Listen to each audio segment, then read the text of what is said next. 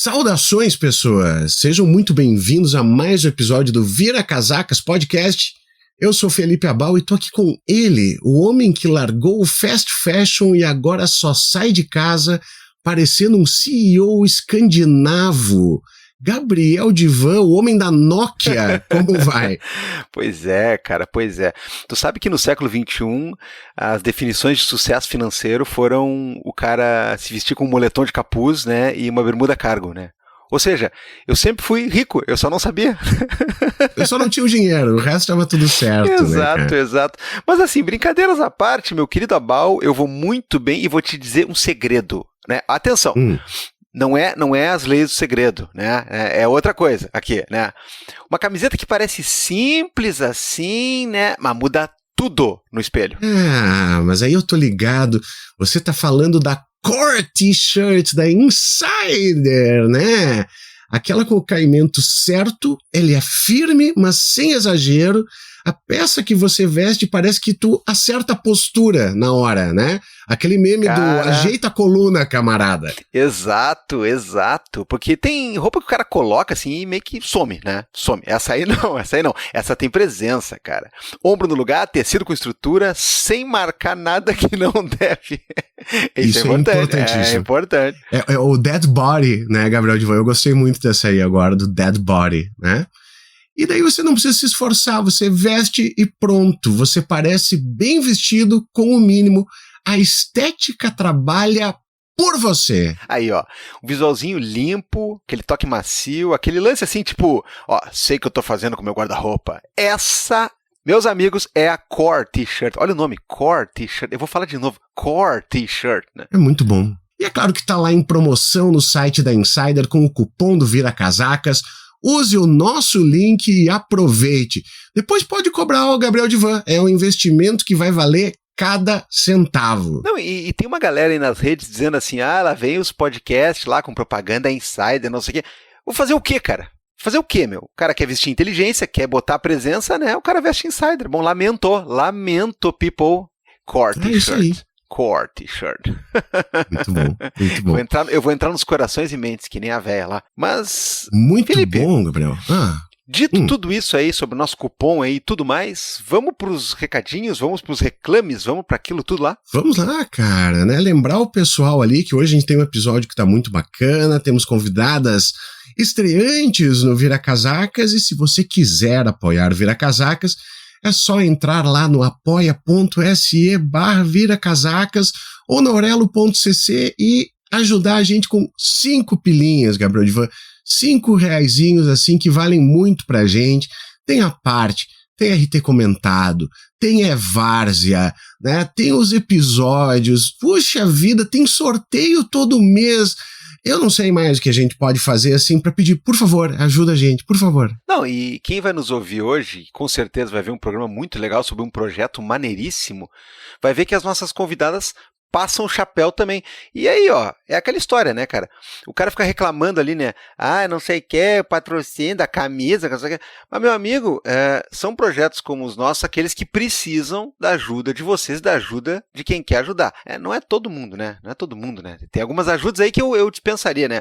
Felizmente, as que nos contemplam aqui são ajudas que a gente propagandeia com muito orgulho, mas é muito importante, então, seja um projeto do livro e toda uma questão de trabalho audiovisual que está por vir, como as nossas convidadas vão mostrar, seja o Vira Casacas, seja qualquer outro projeto que você curta, canal, Substack, blog, newsletter, o diabo que for, pelo amor de Deus, a galera tá precisando justamente porque o outro lado, né, a gente sabe como é que é, tem grana, tem patrocínio, tem apoio, tem tudo e mais um pouco, então não adianta só choramingar, tem que fazer, se puder colaborar, o Vira Casacas, ele solicita de você R$5 mensais. Claro, se não der, não deu, né, mas raciocina aí se você não tá gastando muito mais que R$5 com gente que não merece, né? E deixando os teus aí, né, de flanco aberto. Na míngua, né? Muito bem, Gabriel. Agora sim, vamos lá pro nosso episódio? Vamos pro episódio. Nós temos um projeto aí que fala sobre os segredos das leis. É isso que tem que editar, né? Bom. Gabriel Divan, como é que está o senhor? Cara, é aquele negócio, né, meu? Sabe aquele meme do Sonic, assim? Caralho, tá calor até de noite? Pois é, eu tô com frio em casa. Eu tô com frio em casa. É isso. Esse é o resumo da ópera. É o frio nos ossos, assim, né, cara? Um negócio complicadíssimo. Mas que nada. O que importa é você estar quente com uma boa conversa, Gabriel Divan. Ó, que maravilha. O que importa é você estar quente com uma boa conversa. Essa vai ser a próxima camiseta, cara. A próxima camiseta que a gente vai Bom. Eu achei que tu ia dizer que o que importa é o calor no coração, assim, né? Então, do que traz uma boa conversa. Né? Uma conversa ruim te deixa gélido. Por isso que a gente tá com convidados aqui de van. Apresenta as pessoas, fala com elas. Ai. Bom, então nós estamos aqui com duas pessoas que estão estreando no Vira Casacas, que estão, entre outras coisas, capitaneando aí um projeto muito legal, um projeto muito massa, que certamente o pessoal que está nos ouvindo aqui vai gostar, e vamos conversar sobre esse projeto, sobre coisas que estão ao redor dele, sobre muito mais. Porque, Felipe, é o seguinte, tem uma das convidadas aqui com quem eu tenho assunto, sabe? Eu diria que se a gente for contar matematicamente, né, desde quando a gente se conhece, é alguma coisa que, olha, tá chegando perto da casa dos 30 anos, então é melhor não, né? Então eu estou aqui e gostaria de já apresentar e já pedir também que se apresentem as queridíssimas Liz Beatriz Sass e Isadora Baes, e elas vão dizer depois, né, entre outras coisas, né, o porquê que elas estão aqui nessa semana, mas lembrem-se, meninas, pode ser apresentação estilo currículo Lattes, pode ser apresentação estilo o que você bem entender, né, cor preferida, signo, né, um lugar que você sonha viajar ou qualquer coisa parecida, e enfim, a palavra está com vocês, bem-vindas ao Vira Casacas. Obrigada, Gabriel, obrigada, Abal, por nos receberem aqui no Vira Casacas. Difícil fazer essa apresentação, Gabriel, porque eu sou essa pessoa aqui, né, que eu tenho assunto com o Divan talvez aí para 30 anos, né, Divan? Estamos nos encontrando aqui pelo Vira Casacas depois de alguns anos, né, então prazer imenso estar aqui, prazer imenso contar com a parceria de vocês nesse projeto. Enfim, eu sou Liz Beatriz Sass e hoje eu sou professora aqui na Universidade Federal de Santa Catarina, onde eu trabalho muito com propriedade intelectual, direito autoral, coordeno um grupo de pesquisa aqui nessa área. O Gabriel sabe disso também, eu acho que é importante falar isso, porque tem muito a ver com o nosso projeto. Estudei música, cheguei a iniciar a faculdade de música algumas vezes na minha vida, não finalizei, possivelmente por uma falta de talento, né, Gabriel? Mas, enfim... Até esse projeto é um projeto que tem me feito repensar isso, tem me dado vontade de, quem sabe, fazer até o mestrado agora em música de novo.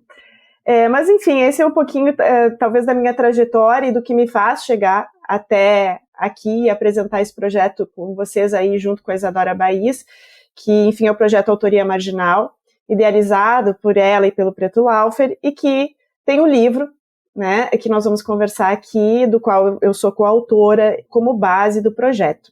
Então, um prazer estar aqui com vocês, um prazer poder falar sobre enfim, todo esse processo, né, que envolveu a realização dessa obra e desse projeto.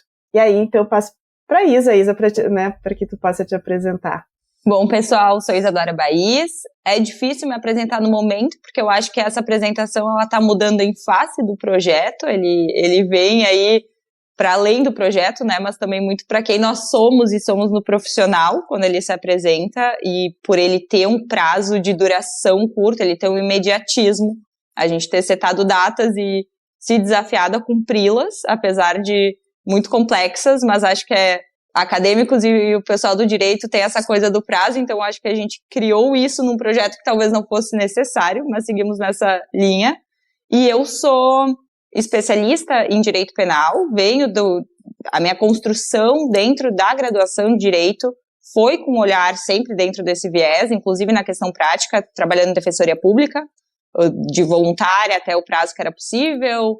Então foi uma caminhada muito nesse sentido, e ao me graduar e chegar a pandemia, né, vir todo esse movimento em que o judiciário passa a ser online, eu me afasto da advocacia criminal, porque entendo que uma coisa não comunica a outra. E aí me aproximo do direito autoral, encontro com a Liz e acho que a gente compõe a partir das múltiplas experiências, né? Eu sempre fui uma boa ouvinte de música, mas nunca me coloquei no lugar de fazer arte. O Autoria Marginal foi a minha primeira oportunidade fazendo arte. A criminologia sempre me trouxe muito essa conexão de que era possível falar do direito a partir da arte, mas acho que foi o direito autoral que deu o grande boom, assim, e de ser super possível.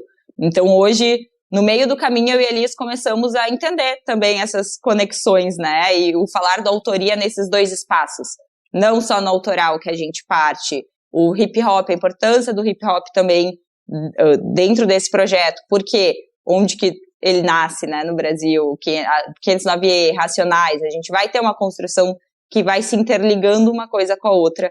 E aí, para além dessa autoria, que ela pode ser... Olha, por isso que eu disse que tá difícil falar de mim, porque acho que nesse momento é o projeto e as coisas que se interligam. Mas é uma autoria que ela passa, né?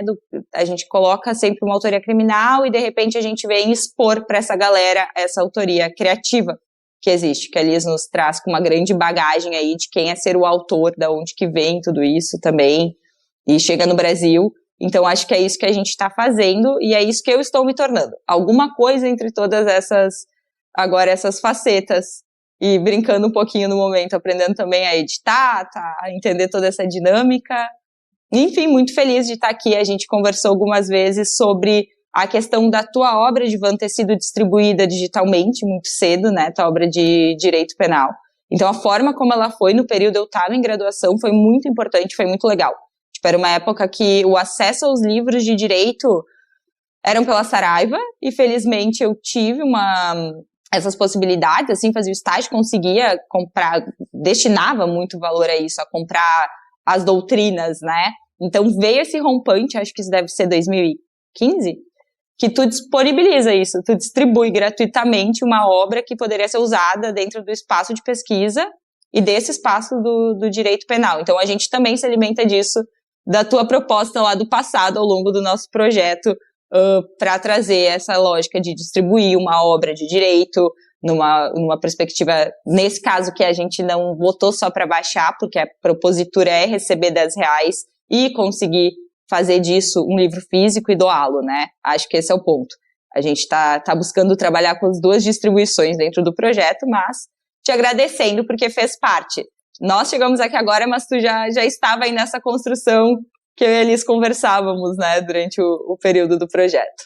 Olha, Isadora, muito obrigado pelo elogio, e eu gostaria de dizer também que eu acabei influenciando o Felipe Abal, e hoje nós somos dois autores especialistas em perder dinheiro, né, porque as nossas obras, elas também têm distribuição, além da venda física, elas têm distribuição gratuita. Eu adoro poder dar uma palestra, falar alguma coisa e dizer que o meu livro ele é pirateado de fábrica, né? Ele é pirateado pelo próprio autor, né? O Felipe também costuma fazer isso, né? E o resultado é uma difusão muito bacana, né? Mas aí é preciso ter garra e é preciso ter uma certa organização ali, porque, brincando, né, pessoal, é sério isso, né? É perder dinheiro. É optar por perder dinheiro para difundir uma obra. Eu acho, meninas, que vocês podiam, pelo menos um pouquinho, né? É injusto, talvez, né, falar através, né, da ideia de representar a pessoa, mas podiam só dar um alôzinho e falar um pouquinho também sobre o Preto Laufer, que também assina o livro com vocês, né, que não pôde estar aqui hoje, só para dar um recadinho a respeito também de quem ele é e como é que ele entra no projeto e como é que ele costura isso daí com vocês. Sim, o Preto, ele é uma multiplicidade também, né, como artista, mas ele ele é da favela, vem do movimento hip hop desde pequeno. Então, com 7 anos já estava em palco, já fazia rima, trouxe a poesia, ele se denomina como traficante de poesias, nesse lugar de conseguir ultrapassar as imposições sociais, o espaço que poderia ter chego a ele, né, e conseguir trazer isso para dentro da literatura. Então, ele é um poeta também, e nisso vai, ao longo do tempo, se consagrando como um produtor cultural. Então é isso que a gente se aproxima nesse espaço. O nosso projeto ele foi uma construção que vinha acontecendo entre eu e a Liz a nível de texto, de como construir uma obra de direito autoral, e o Preto fez um convite para que a gente trabalhasse juntos um projeto de edital, nesse espaço dele de produtor cultural, né, em que propõe exatamente como é que vai ser, pega a verba pública, então, nesse caso seria um municipal, e depois distribuir essa obra. Seria exatamente a lógica que a gente está fazendo agora. A gente arrecadaria doação, tal, e entregaria depois, mas receberia um valor antes. Então, foi daí que a gente se forma. E aí o Lucas Girardello também que apesar de não ser o autor da obra, ele é um dos pontos base que nós temos, porque ele é o nosso diretor de arte, que aí acho que entra numa logística que já difere um pouquinho do que seria a lógica do mercado, mas faria sentido em edital público, que é, o nosso diretor de arte, ele está atuando conosco desde o princípio. Então, nós 3 somos escritores, eu, Liz e Preto, mas a direção de arte está conosco. Ele está colocando a visão, a imagem, o que de fato precisa ser, né? Vai estar compondo o nosso dia a dia. A cena que eu tenho aqui em frente, onde é produzida a obra, ele consegue trazer isso por imagem para nós. Ele diagrama a obra. O livro tem esse caráter, estamos tentando incluir um pouquinho mais de tecnologia aí nisso tudo, que então é a especialização dele, né? Branding, design, IA, a utilização de fato disso de diversos modos. Então nós temos essa composição toda para a obra final e a ilustração também, que é importante colocar. Daí ultrapassando eu, Liz e Preto, acho que cada um nesse espaço. Preto bem é um poeta, um artista, um produtor cultural. Lucas vem junto, tem essa direção de arte, tem esse espaço dele de autor, de transmitir isso no visual, né? E os nossos ilustradores. E agora temos no projeto os tradutores também, como outros autores aí participantes. Um é DJ e tradutor, mas focado no ensino do idioma de inglês, e o outro que é o Paulo Ricardo, e aí nós temos o Fernando Meineiro, que também é um prof, também é do direito internacional, um argentino que está aí traduzindo essa obra para o espanhol. E aí nossos ilustradores, cada um também de uma parte aí do Brasil, compondo nossa capa da obra, né? Então temos todos esses autores, no fim da história nós temos esses autores literários, eu, Liz e Preto, mas de construção final de uma obra, vem toda essa galera aí numa produção independente conosco. Gabriel, se me permite, eu acho importante dizer que talvez, principalmente em relação à escrita, essa é uma escrita que ela vem a 3 mãos, né? A escrita do texto. Cada um aí, talvez com a sua área de expertise, com as suas vivências, com as suas dores, né? Quem olhar o livro é construído a partir de narrativas, né? E é claro que quando a gente escreve essas narrativas, tem o se colocar e o se expor no mundo, né? Então, eu acho que tem essa questão da construção da narrativa, mas junto com as narrativas, e aí falando um pouquinho do objetivo geral do livro, e esse é um aspecto que eu tento trabalhar muito com os alunos da pós-graduação aqui na universidade, que é, a gente não pode ficar encastelado aqui dentro da universidade ou mesmo dentro desse mundo do direito. A gente precisa levar esse conhecimento que a gente faz aqui para fora da universidade. E a gente tem uma barreira muito forte, muitas vezes, que é a linguagem, né? Essa maneira de se expressar. E aí, eu incentivo os alunos que escrevam, por exemplo, crônicas ou contos, enfim, como um dos trabalhos finais da disciplina também. E eu acho que um pouco daí, né, Isa, não só, mas enfim, talvez um pouco disso que eu passo, essa tarefa, digamos assim, para vocês, vem essa ideia da gente tentar escrever esse livro. Mas por que eu peço isso para os alunos? Para tentar quebrar um pouco a questão da linguagem, né? Principalmente isso. E aí, claro que vem um desafio. A Isa tem a vivência dela como acadêmica, como advogada, né, circulando também nesse meio da música e tudo mais. Eu tenho a vivência do direito autoral, tenho uma tentativa muitas vezes de levar esse conhecimento para quem talvez precisa mais diretamente dele, mas o Preto, por exemplo, já vem com toda a vivência de fato da cultura hip hop, da questão, né, de ser também um educador dentro de comunidades periféricas e tudo mais. Então, o entrelaçamento de tudo isso, eu acho que a visão, portanto, de cada um de nós, né, a partir dessas vivências e dessas experiências, elas foram importantes para a gente tentar construir essa linguagem. Acho que foi uma tentativa, né, Isa? Eu acho que a gente está esperando feedback ainda também do pessoal para ver o quanto a gente conseguiu. Que é um desafio, né? É um desafio, né? Esses dias eu estava conversando com o pessoal do IBD Autoral aqui, eles perguntaram, Liz, conta assim, como é que foi, né, tudo isso? Eu disse, olha, foi muito bom fazer a escrita, foi muito bom, digamos, ingressar nesse universo e fazer esse exercício, mas por outro lado é bastante desafiador também, né? É bastante desafiador e a gente sabe que quando a gente apresenta o livro, ele é um livro que ele é para conversar com o artista, mas ao mesmo tempo eu falo, quem é do direito também vai se interessar por ele. Porque tem questões que estão nessas narrativas que elas vêm de uma crítica ao direito como um todo, ao direito autoral, principalmente. Então, assim, o livro acaba perpassando, né, e tendo esses vários vieses aí também para a gente pensar. Faço muita questão de deixar claro, daí nesse espaço que eu tive, né, não estou mais nesse momento, mas que eu fui orientando a Dalis. Então, assim, o processo de mestrado, que já é uma loucura por si só, que já é uma coisa que não comporta a carga horária do teu dia, com mais as tuas outras atividades de advocacia, já é muito intensa. Acho que o que ela trouxe quando ela coloca a crônica como entrega final e não o artigo científico, foi o que gerou conexão, sabe? Com a escrita. O artigo científico, ele estava sendo...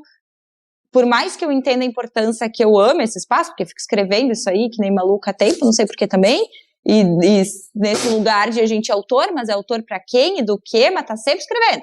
A construção de sentar, de pensar, de raciocinar, de gerar uma ideia, de buscar isso em outros lugares, a gente é autor. Então, quando ela possibilita aliviar a carga disso, dessa autoria complexa do espaço acadêmico, mas não perder o conteúdo jurídico. Tipo, ter esse viés de fato de dizer, tu vai misturar o direito, eu quero aqui direito e literatura. Não é uma coisa ou outra. Construa a partir disso, aí se abriu um campo para mim, um campo que de fato ficou muito mais interessante que continuar escrevendo muitos artigos científicos, que eu digo que agora é difícil me apresentar, né, porque a Liz me abriu a literatura. Eu busco por ela como uma orientadora num espaço, no ambiente acadêmico, ela me abre esse lugar de escrita literária, de ser autora literária também, mas sem me perder do direito, sem perder tudo que o direito trouxe. Pois é. Foi assim que aconteceu, né? O Felipe pediu para os alunos dele produzirem uma crônica, uma poesia, alguma coisa, e aí 2 alunos escreveram uma canção e gravaram ela e virou o grande sucesso Vou Descer para ABC. Exatamente. Não, mas olha só, brincadeiras à parte. Felipe, tu te lembra do Quinto Andar? Não a imobiliária, né? O grupo. Não lembro. Lá de Niterói, Quinto Andar, não? Não lembro. Coletivo de Só rappers, porque você é largado. Isso, exatamente. Eu até no antigo Twitter, eu escrevi uma vez um negócio que eu me lembrei daquela música A Lenda. E aí o Quinto Andar, né, a marca, a imobiliária veio querer papo comigo, assim, pois é, né, sei que, A Lenda. Eu falei, cara, eu vou engajar com boneco agora, com robô, eu vou ficar falando com marca agora, é o que me faltava. Mas, Felipe, entre os caras que compunham ali o núcleo, né, que girava em torno da ideia Quinto Andar, porque não era exatamente um grupo, tinha um cara que sem dúvida nenhuma era o melhor deles, né, o cara mais inventivo, mais criativo, né, o que compunha melhor, que era o MC Marechal. O MC Marechal, Felipe, ele é lendário porque ele é uma figura meio complicada, assim, ele não lança nada, né. Ele demora muito, ele não lança, e o pessoal espera o disco do Marechal, e espera o que o Marechal vai botar na roda, e ele basicamente não lança. Aí faz alguns anos, ele lançou uma música chamada 1º de Abril, e parecia que o Marechal agora vinha. A música é maravilhosa, mas na verdade foi só aquela música, ele até brinca dentro da música com o fato de que o disco não vem nunca.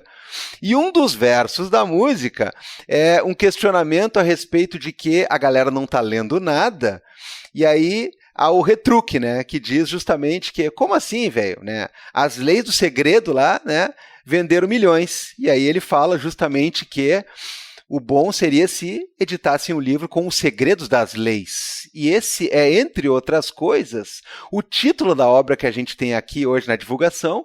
Eles deviam editar livros sobre os segredos da lei. Então é disso que nós estamos falando, e eu vou pedir para as nossas convidadas agora falarem um pouco do conteúdo do livro, como é que ele se estrutura, né? Qual é a proposta ali, porque tem uma questão que elas já falaram aqui, que é de divulgação muito forte, né? No sentido da gente botar as questões do direito para rodar junto com arte, com crônica, com vivência, com um tipo de ensinar que facilita ao invés de complicar, que é uma coisa aqui que a gente no Vira Casacas batalha bastante, né? Nós como professores da área. Então eu vou pedir para vocês falarem um pouquinho sobre isso, né? Vocês responderam esta provocação do Marechal, né? E quando a Liz me mandou, né, o link com a questão do livro e tal, eu matei a charada na hora, porque eu adoro essa música, né? E eu sou um dos que fica esperando o disco do Marechal e as coisas do Marechal, e não vem nunca também, mas o livro de vocês veio. Então como é que funciona essa obra? E eu achei bem legal essa questão de colocar também a ideia de botar o direito para dialogar com a música, a arte no geral, mas não a partir necessariamente da coisa da criminologia, da discussão da política criminal, né? Porque parece que é isso, né? Parece que é isso, né? Eu me lembro de uma entrevista antiga do Emicida também, muito antiga, onde ele diz que, porra, só quero que a gente fale de metralhadora, né, cara? Né? Não é só metralhadora e batida policial o assunto, né? Gabriel, eu vou deixar para a Isa falar um pouquinho depois da estrutura da obra e tudo, mas eu queria fazer aqui, e acho que tu vai compreender isso. Vejam que quando a gente pensou em colocar, né, o título da obra, né, como esse trechinho da música do MC Marechal, começaram já algumas dúvidas. Será que a gente vai ter problema com direitos autorais aqui ou não? Mas eu falava para Isa, a sacada de usar essa música, ela é muito bacana. E para mim, ela vai remeter a uma coisa, e o Divan sabe bem disso, que teve uma fase da minha experiência acadêmica que eu fui muito influenciada pelo Luiz Alberto Vará. E quando, né, ele fala, eles deviam editar livros sobre os segredos da lei, o que foi que eu lembrei? Do Vará, lá ainda naquela fase de semiótica, semiologia e tudo mais, que ele fala desse lugar do secreto dentro do direito, né? Ou seja, daquilo que é o não dito dentro da nossa legislação, dentro das decisões e tudo mais. E aí, quando a gente passa para pensar isso em termos, digamos, e claro, a obra, ela fala principalmente do sistema de direito autoral, qual é a tendência que a gente vai ter, digamos assim, no universo de quem estuda direito autoral? A gente repete aquilo que está na legislação. Então, a gente, até na semana passada, realizou um evento que se chamou Os Segredos da Lei, e a gente estava discutindo, então, por exemplo, o que é essa autoria que a legislação trata? E essa autoria, ela é uma autoria excludente, ela é uma autoria romântica ainda, o direito autoral não evoluiu ou talvez nem o termo correto não fosse nem evolução, mas enfim, a gente continua pensando no gênio criador, enfim, naquele indivíduo que tem um dom, né, fora do comum. Eu lembro sempre aqui, vou dizer, o Divan, né, que a minha mãe dizia que ele escrevia muito bem, melhor que todo mundo que ele conhecia, né, minha mãe amava os textos do Divan, mas enfim, Divan, essa questão me lembrou muito, portanto, quando a gente foi pensar em hip hop, né, quando a gente vai pensar em falar sobre esse direito autoral para quem está, digamos, criando cultura fora desse centro de cultura, mas na periferia desse centro de cultura, a gente está falando muito dessa questão desse segredo da lei, né? Que é, primeiro, que para muitas pessoas a gente vai ter, digamos, uma dificuldade de compreensão ou mesmo um desconhecimento do que é essa legislação. Isso leva, muitas vezes, a você ter autores que não são reconhecidos, que não são remunerados, que são enganados, né? E, ao mesmo tempo, de você, muitas vezes, penalizar o que é uma prática comum dentro de determinadas práticas culturais, tá? E aí, quando eu falo em penalizar, vamos falar aqui mesmo sobre a ótica do direito autoral. Então, se a gente vai falar no hip hop e a gente vai usar sample, por exemplo, eu tenho uma barreira em relação a direitos autorais para eu poder fazer isso, porque, a princípio, eu tenho que ter autorização de quem é titular daquela música e tudo mais, e a gente sabe que esse não é um caminho muito fácil para percorrer, para descobrir, para buscar, ou para ter dinheiro mesmo para bancar isso, né? Então, a gente tem todas essas dificuldades. Então, acho que um dos elementos que eu achei importante é que quando a gente fala desses segredos da lei, e o Vará falava desse lugar, né, daquilo que é o secreto, que é o escondido, que é o não dito, a lei de direito autoral tem muito disso, né? Ou seja, os alunos sempre perguntam, mas professor, a lei de direito autoral não é para o autor? Não é para o autor. Né? O principal beneficiário de uma lei de direitos autorais são os intermediários, e não necessariamente o autor, né? Então, a gente tem que conseguir olhar para todo esse sistema. Quando a gente olha para essa obra, a gente está botando, digamos, esse olhar em cima do movimento do hip hop. e com isso está trazendo não só aspectos de direito autoral, mas está trazendo aspectos que são também culturais, históricos, sociais, dentro de toda essa construção, e que me pareceu, enfim, que era muito pertinente que a gente construísse dessa maneira. Então, a obra, de modo geral, ela tem esse objetivo de trazer, a partir das narrativas literárias, elementos essenciais da compreensão do direito autoral, né? Numa linguagem talvez mais acessível, numa linguagem que não é uma linguagem necessariamente jurídica, e de talvez até quebrar um pouco essa resistência que muitos dos artistas têm para conversar sobre alguns desses temas, né? Quando você fala, inclusive, vamos falar sobre o contrato. Não, eu não quero falar sobre o contrato, né? Então, acho que é um pouco essa tentativa. Mas eu queria que daí a Isadora falasse um pouquinho mais de como foi construído, né? Como a gente pensou as narrativas e tudo mais. Vamos falar, eu acho, em 2 momentos. Primeiro, falar um pouquinho mais de forma jurídica, assim. Eu acho que o que a gente fez num primeiro momento foi apresentar, tipo, a lógica das disciplinas de direito em faculdade. A gente apresenta o direito material ali, né? Aquele primeiro direito, o direito autoral. A gente não fala do processo ainda. A gente coloca quesitos de processo civil dentro disso, porque não vai trazer os conceitos de direito autoral sem falar de processo civil, mas aí dentro da literatura. Aí que a Liz traz, que é esse conflito que a gente aborda até uma crítica, né, à própria profissão, ou isso, muitas vezes a construção que está ali é sempre numa lógica de o advogado ser o caminho do meio.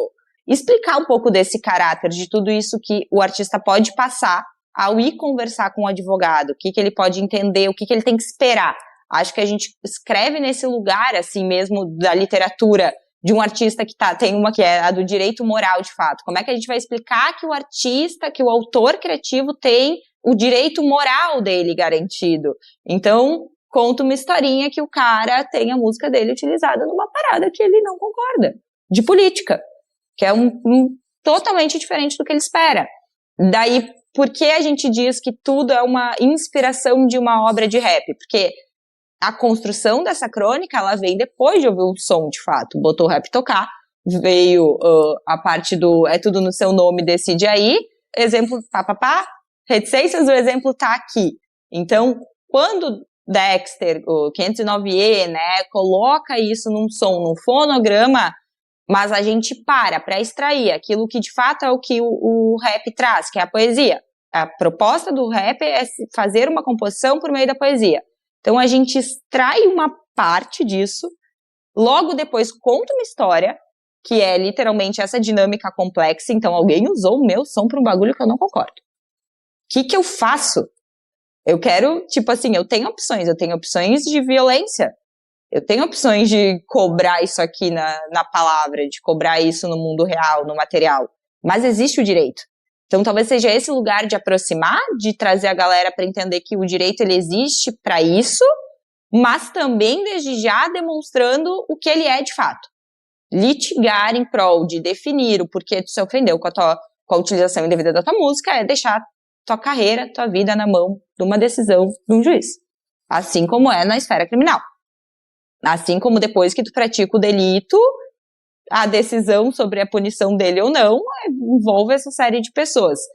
E aí, depois que a gente conta essa historinha, que é uma dinâmica, só uma dinâmica de existência, mas que vai compor com personagens da advocacia, muitas horas, aí a gente vai falar do jurídico. Que aí sim tem uma metodologia que a gente compõe ali junto, né, tenta estabelecer um número X de coisas. Então vai ter, da 1 a 12, tem uma lógica exata que vai se construir. O nosso prefácio, ele vai trazer um texto que vai explicar a cultura e o hip hop, principalmente, e levantar a problemática do nosso livro. Por que não estamos falando de direito autoral? Porque o direito autoral não compõe essa conversa com o hip hop, com a cultura. O prefácio vem assim, a introdução é para que vocês conheçam os personagens, e ali a gente usar o direito autoral da forma bem correta, de puxar lá o cadastro da obra e citar todo mundo que participou daquela criação. Então a gente conta a música, conta quem foram os autores dela, que nos inspiraram, e depois coloca ali, pontua quem são nossos personagens, quem são qual vai ser a vivência e qual vai ser o direito explicado. Passado disso, aí sim começa, então. 1 e 2, temos as mãos da Ed conosco na escrita. A Ed ela faz parte da Frente Nacional das Mulheres do Hip Hop, construiu a frente, é uma advogada também, e foi parte no comecinho da cena hip hop carioca por meio de um evento no Disco Voador. Ela e as amigas, as damas do rap, que elas se chamavam, ganharam a chance de estar no LP depois de se apresentar com uma baita dança e ter uma composição. Elas foram as premiadas desse evento e puderam estar num LP de rap carioca, que não era algo normal para as mulheres da cena. Na verdade, estavam chegando as mulheres na cena hip hop. Então ela vem com a gente, conta a lógica da indústria pro hip hop pré-tecnologia, né? Tipo, anos 80, e nos traz a vivência dela agora, esses anos todos depois, quem ela continua sendo nessa cena, que isso mudou. Então a gente consegue com ela, com as 2 obras dela, parte aí dessa música, que foi dessa composição que entrou nesse disco, e depois de uma música atual que ela lança, conversar um pouquinho sobre essa mudança do cenário pro artista, e pro artista hip hop, focando nas mulheres, já que a gente traz no nosso título uma música de um grande nome, né? De 3 grandes nomes, na verdade, que é MC Marechal, Stal e Luiz Café, os compositores da 1º de abril, então eles escrevem em processo ali junto isso. São nossos 3, a provocação a essa obra, de fato, aí, feita a essas mãos. E depois trazemos a Ed também nos pincelando esse hip hop de base, né? Vamos colocar assim, acho que MC Marechal, Ed Weller é a nossa puxada do hip hop de base. Então a gente parte deles. E aí sim, daí vamos começar. Direito de autor, direito patrimonial, direito moral. E assim vai, que a Lias foi fazendo, então colocando o seu tom aí de 18 anos de comunicação do direito autoral, em qual seria a lógica de transformar a legislação em um texto assim. Aí acredito que ela possa até nos explicar um pouquinho melhor. O livro, ele tem, como eu falava antes, várias facetas, né? E aí eu acho que uma delas é esse caráter, talvez, que ele é um pouco educativo, né? De emancipação, né? Cidadã e tudo mais. Mas também ele é uma lente crítica, tá? Uma lente crítica para a gente pensar a cultura, para a gente pensar a maneira como esses artistas, enfim, né, são vistos dentro da cultura de um modo geral e também perante o que a gente tem de legislação, né? Então, por isso que eu até sempre tenho dito, o livro, ele não é apenas um livro, digamos aqui, para você compreender conceitos essenciais do direito autoral, mas ao longo disso também ele vai trazer as críticas da construção da legislação, as críticas, enfim, do que nós precisamos eventualmente pensar em mudar nessa legislação. Tá? Como eu falava antes do sample, por exemplo. O sample é um problema, não é exclusivo nosso aqui no Brasil, enfim, mas é algo que não foi resolvido e é algo que, sim, traz muitos problemas para muitos criadores. Né? Eu queria fazer a música, enfim, a partir, né, de trabalhar esse sample aqui, mas não tô... Vai sair muito caro eu conseguir colocar isso aqui no meu fonograma, eu não vou conseguir. Então, assim, deixa isso aqui de lado e vamos fazer o que é possível, né, para dentro da música. Então, acho que tem esses aspectos que eu acho que é importante de ressaltar. Liz, é exatamente nessa questão da crítica ao direito e ao direito autoral que eu queria puxar para vocês agora. Porque quando o Divan ele me mandou, assim, né, um PDF, né, pirateado, não, tô brincando, ele mandou autorizado aqui para mim, né, o PDF do livro, eu digo assim, pô, mas... direito autoral, cara, porque o direito autoral, ele é aquele troço que ele é muito vilão, e eu vou dizer na grande maioria das vezes, assim, sabe, que quando vocês começam assim, dizendo, o Divan deixou o livro dele aberto, coisa, quem é do direito sabe, né, que assim, ó, tu entra numa Amazon da vida para comprar qualquer livro de direito, cara, é muito caro, é muito, muito, muito caro, absurdamente caro. É inviável para as pessoas comprarem. Hoje, se tu tivesse que começar uma faculdade e comprar um livro para cada disciplina, meu Deus do céu, a gente tá falando assim de alguns milhares de reais aí para poder fazer essa brincadeira, né? Direito autoral é aquele negócio de, poxa, 70 anos de direito de autor depois da morte, tu fica assim, meu Deus, não, mas quando cair em domínio público, daí até cair em domínio público é um problema, e depois ainda vai entrar o direito do tradutor, e ainda vai entrar todas essas coisas. Então, ele é muito, em muitas áreas, assim, ele é um empecilho às pessoas obterem algum tipo de cultura, né? Hoje, por exemplo, a gente vê toda essa questão de uma plataformização, e tu diz assim, tem uma música boa aqui, ou tem um filme legal, mas se não tá numa plataforma, ele não existe mais.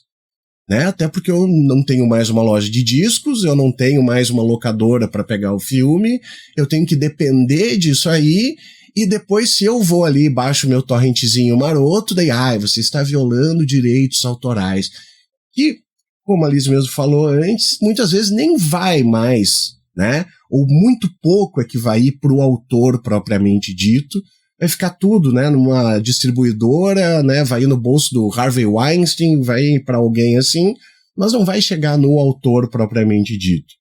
Então, eu achei muito curioso isso aí, exatamente porque tem esse lado, né, essa questão assim que é muito premente do direito autoral. Às vezes eu fico me questionando, né, tu vê até onde vai o limite, por exemplo, exatamente quando não tem uma coisa em lugar algum. Eu quero ver um filme X, ele não tem nenhuma plataforma e não existe mais no mundo, a não ser no torrent, mas eu não posso baixar por causa que, puxa, aí eu vou estar, né, incorrendo em alguma coisa, dane-se, mas enfim. Então eu achei muito curioso já partir por isso aqui, sabe? E exatamente uma das críticas que tem é o fato de que o direito autoral, ele não tem um papel bacana nem para quem está consumindo e nem às vezes para proteger o próprio autor como deveria ser, né? E vai agir como empecilho para a produção dessa cultura.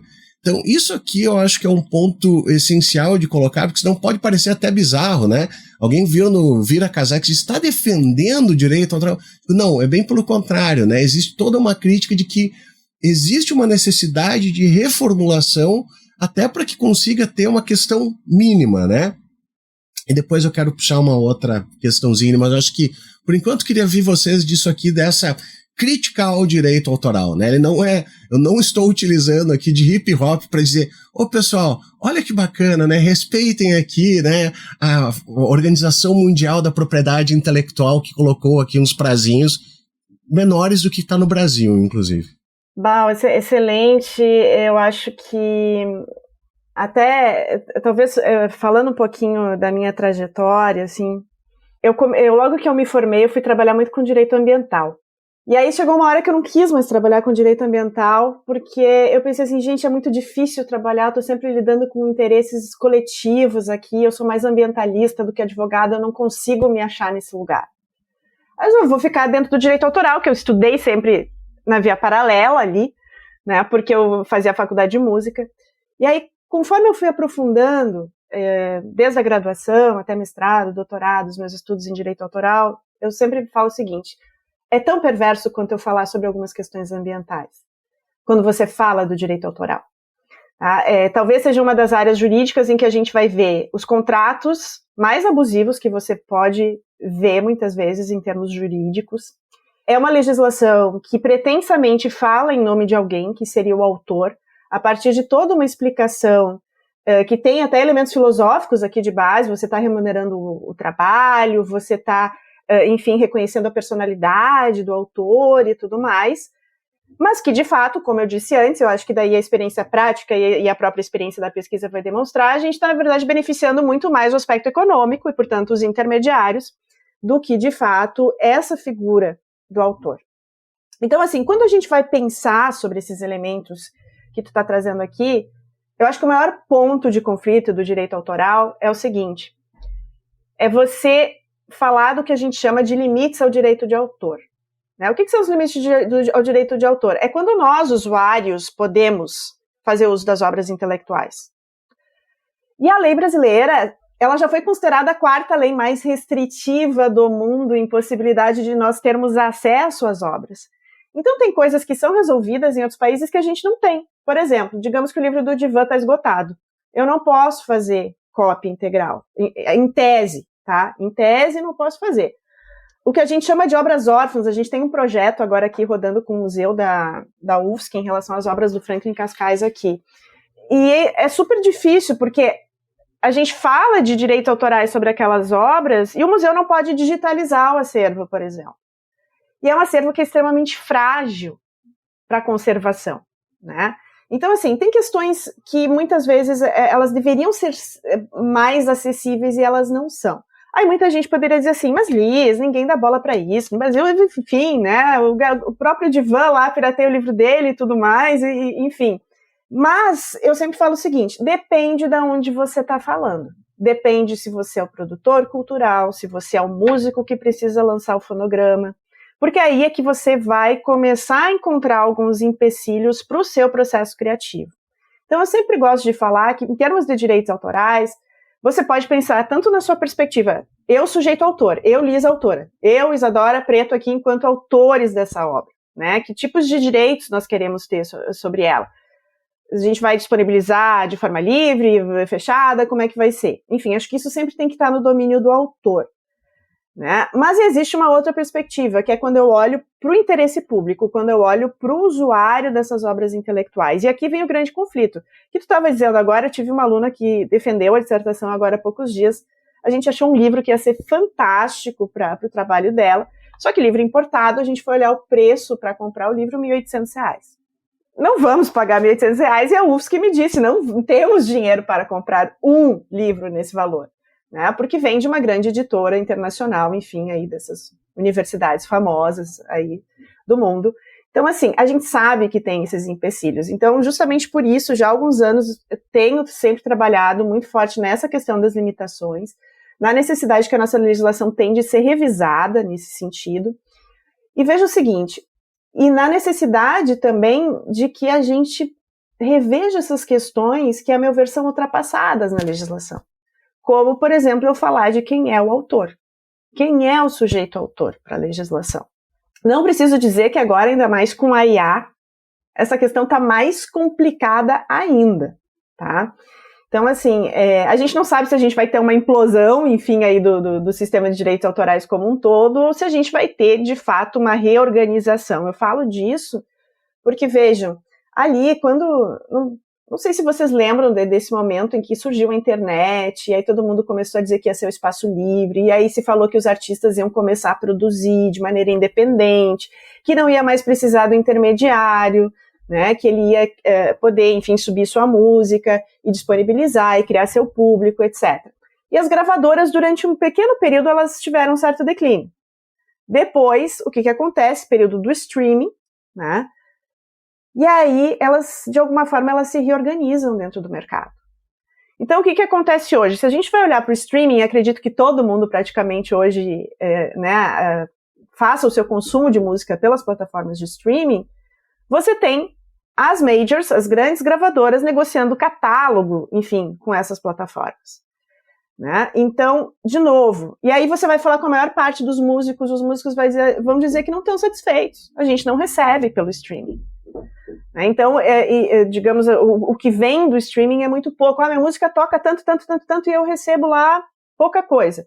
Isso acontece por vários motivos. Às vezes, falta informação para o músico, para que ele faça toda a parte burocrática que é necessária para ele receber, mas também tem uma inconsistência do sistema, né? E falta transparência, por exemplo, para você saber como é que o recurso chega para o artista, chega para o músico, e tem um monte de gente que faz parte do bolo que precisa ser distribuído, né? Se eu pegar uma música, eu tenho os compositores, eu tenho o intérprete, eu tenho os músicos executantes, eu tenho o produtor fonográfico, e o produtor fonográfico ganha uma boa parcela desse dinheiro todo, por exemplo, que é arrecadado. Então, assim, acho que o sistema ele tem essas desigualdades, e aí, como eu disse, pelo menos sempre a meu ver, a partir de todos esses estudos, ela é uma legislação que ela protege mais o intermediário do que esse sujeito autor de fato. Só que aí também, o que eu acho? Você não pode excluir totalmente a figura do autor, porque tem autor e tem artista que de fato vive da sua arte. E que muitas vezes tem gente que vai lá e diz o seguinte, eu quero ficar com a tua música, eu vou usar a tua música e tal, e daqui a pouco a música estoura, ele compôs a música, mas ele não ganhou nada praticamente. Mas o intermediário ou o produtor e tal tá ganhando. Então, acho que você ter um equilíbrio aqui é bastante delicado. E aí, a própria questão que tu trazes, Abal, por exemplo, que eu falei antes, se você vai pegar o hip hop, que você tem a figura do MC, mas você tem a figura do DJ também, e você vai ter essa utilização do sample, o sample tem uma série de empecilhos dentro da legislação autoral. E são empecilhos que muitas vezes impedem o processo criativo. Se eu vou gravar aquela música, se eu quero botar isso num fonograma, subir para uma plataforma e não quero me incomodar, eu provavelmente não vou usar aquela música lá porque eu sei que vai sair muito caro, ou vai ser muito difícil eu conseguir autorização para fazer o uso. Então, eu acho que rola muito também dessa insegurança toda, né? Então, mas acho que sim, e quando a gente traz, e por isso que eu disse, o livro ele tem uma crítica também, a gente não só está explicando o que são esses conceitos, e não significa necessariamente que a gente está concordando com o sistema, digamos assim, dos direitos autorais, ao mesmo tempo a gente está dizendo, ele precisa ser revisto, tem coisas aqui que precisam ser reanalisadas.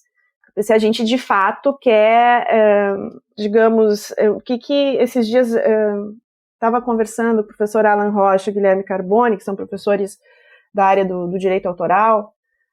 A legislação de direito autoral, ela está muito fechada nessa figura do gênio criador.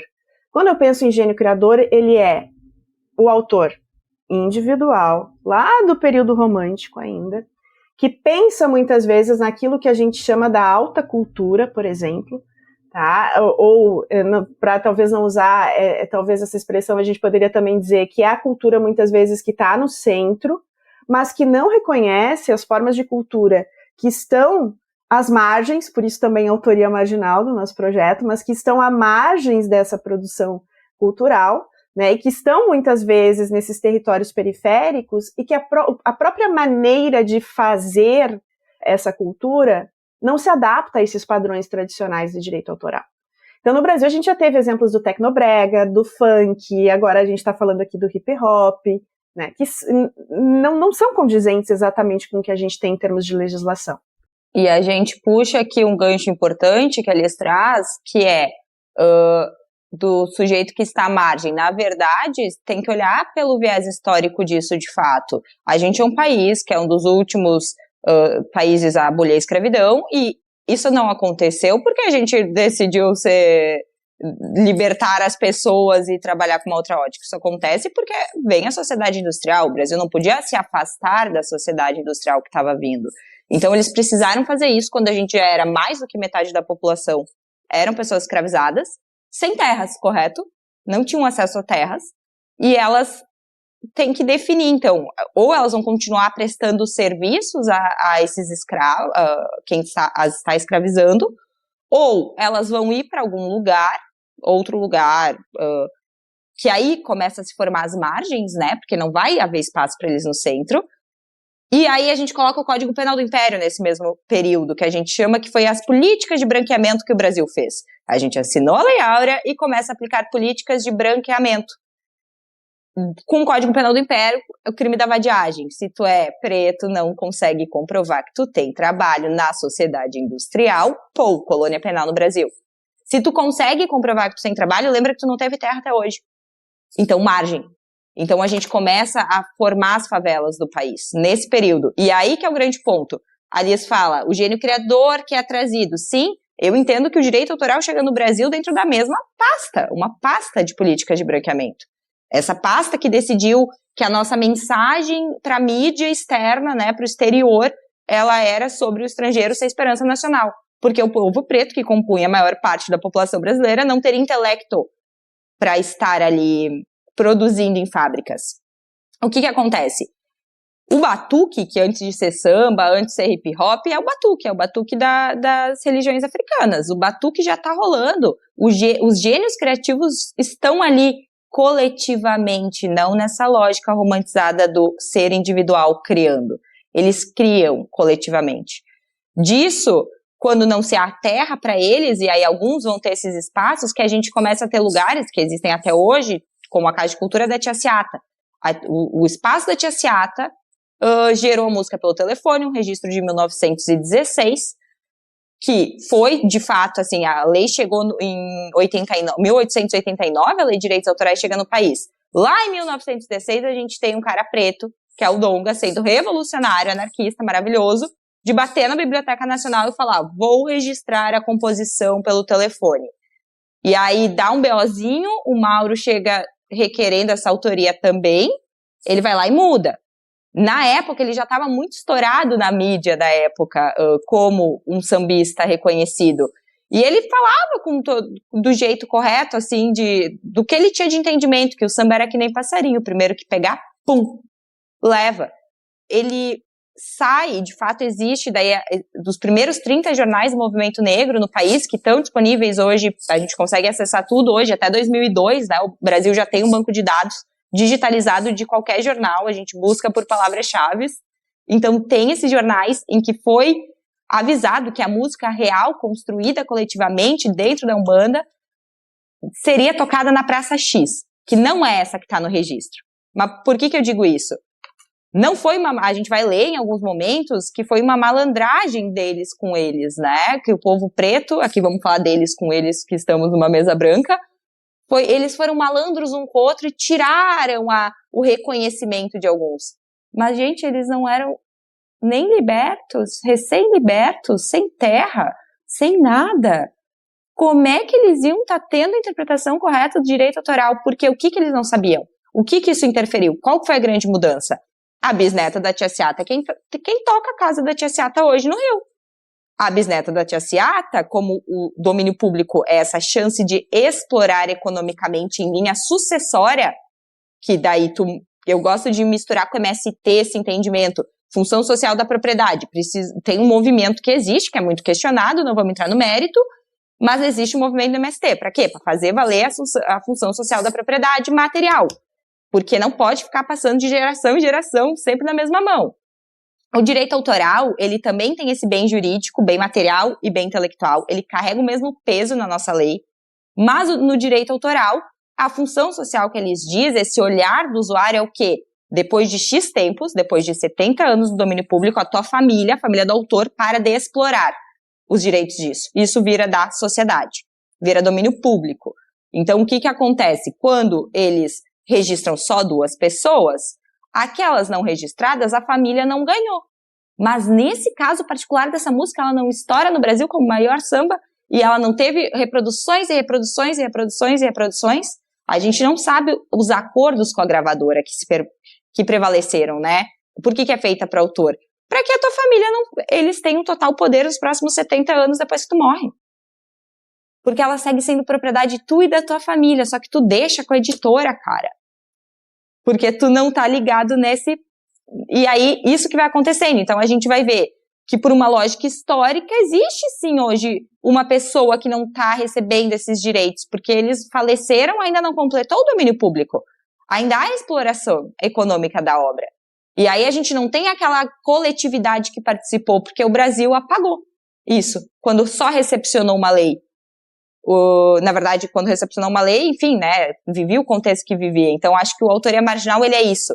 É a reconstrução histórica de onde que o direito chega para nós, o direito autoral, que por isso que eu digo que vai se interligar com o crime, porque aí vem junto com o Código do Império.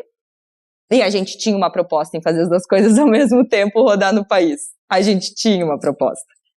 A gente não, né, quem chegou aqui montou. E acho que a gente falou tanto da criminologia e ficou estudando tanto esse sujeito criminoso e deixou só para pedagogia e para educação entrar em presídio, dar aula, pá. A gente faz o quê? Narrativa. No direito penal a gente faz narrativa.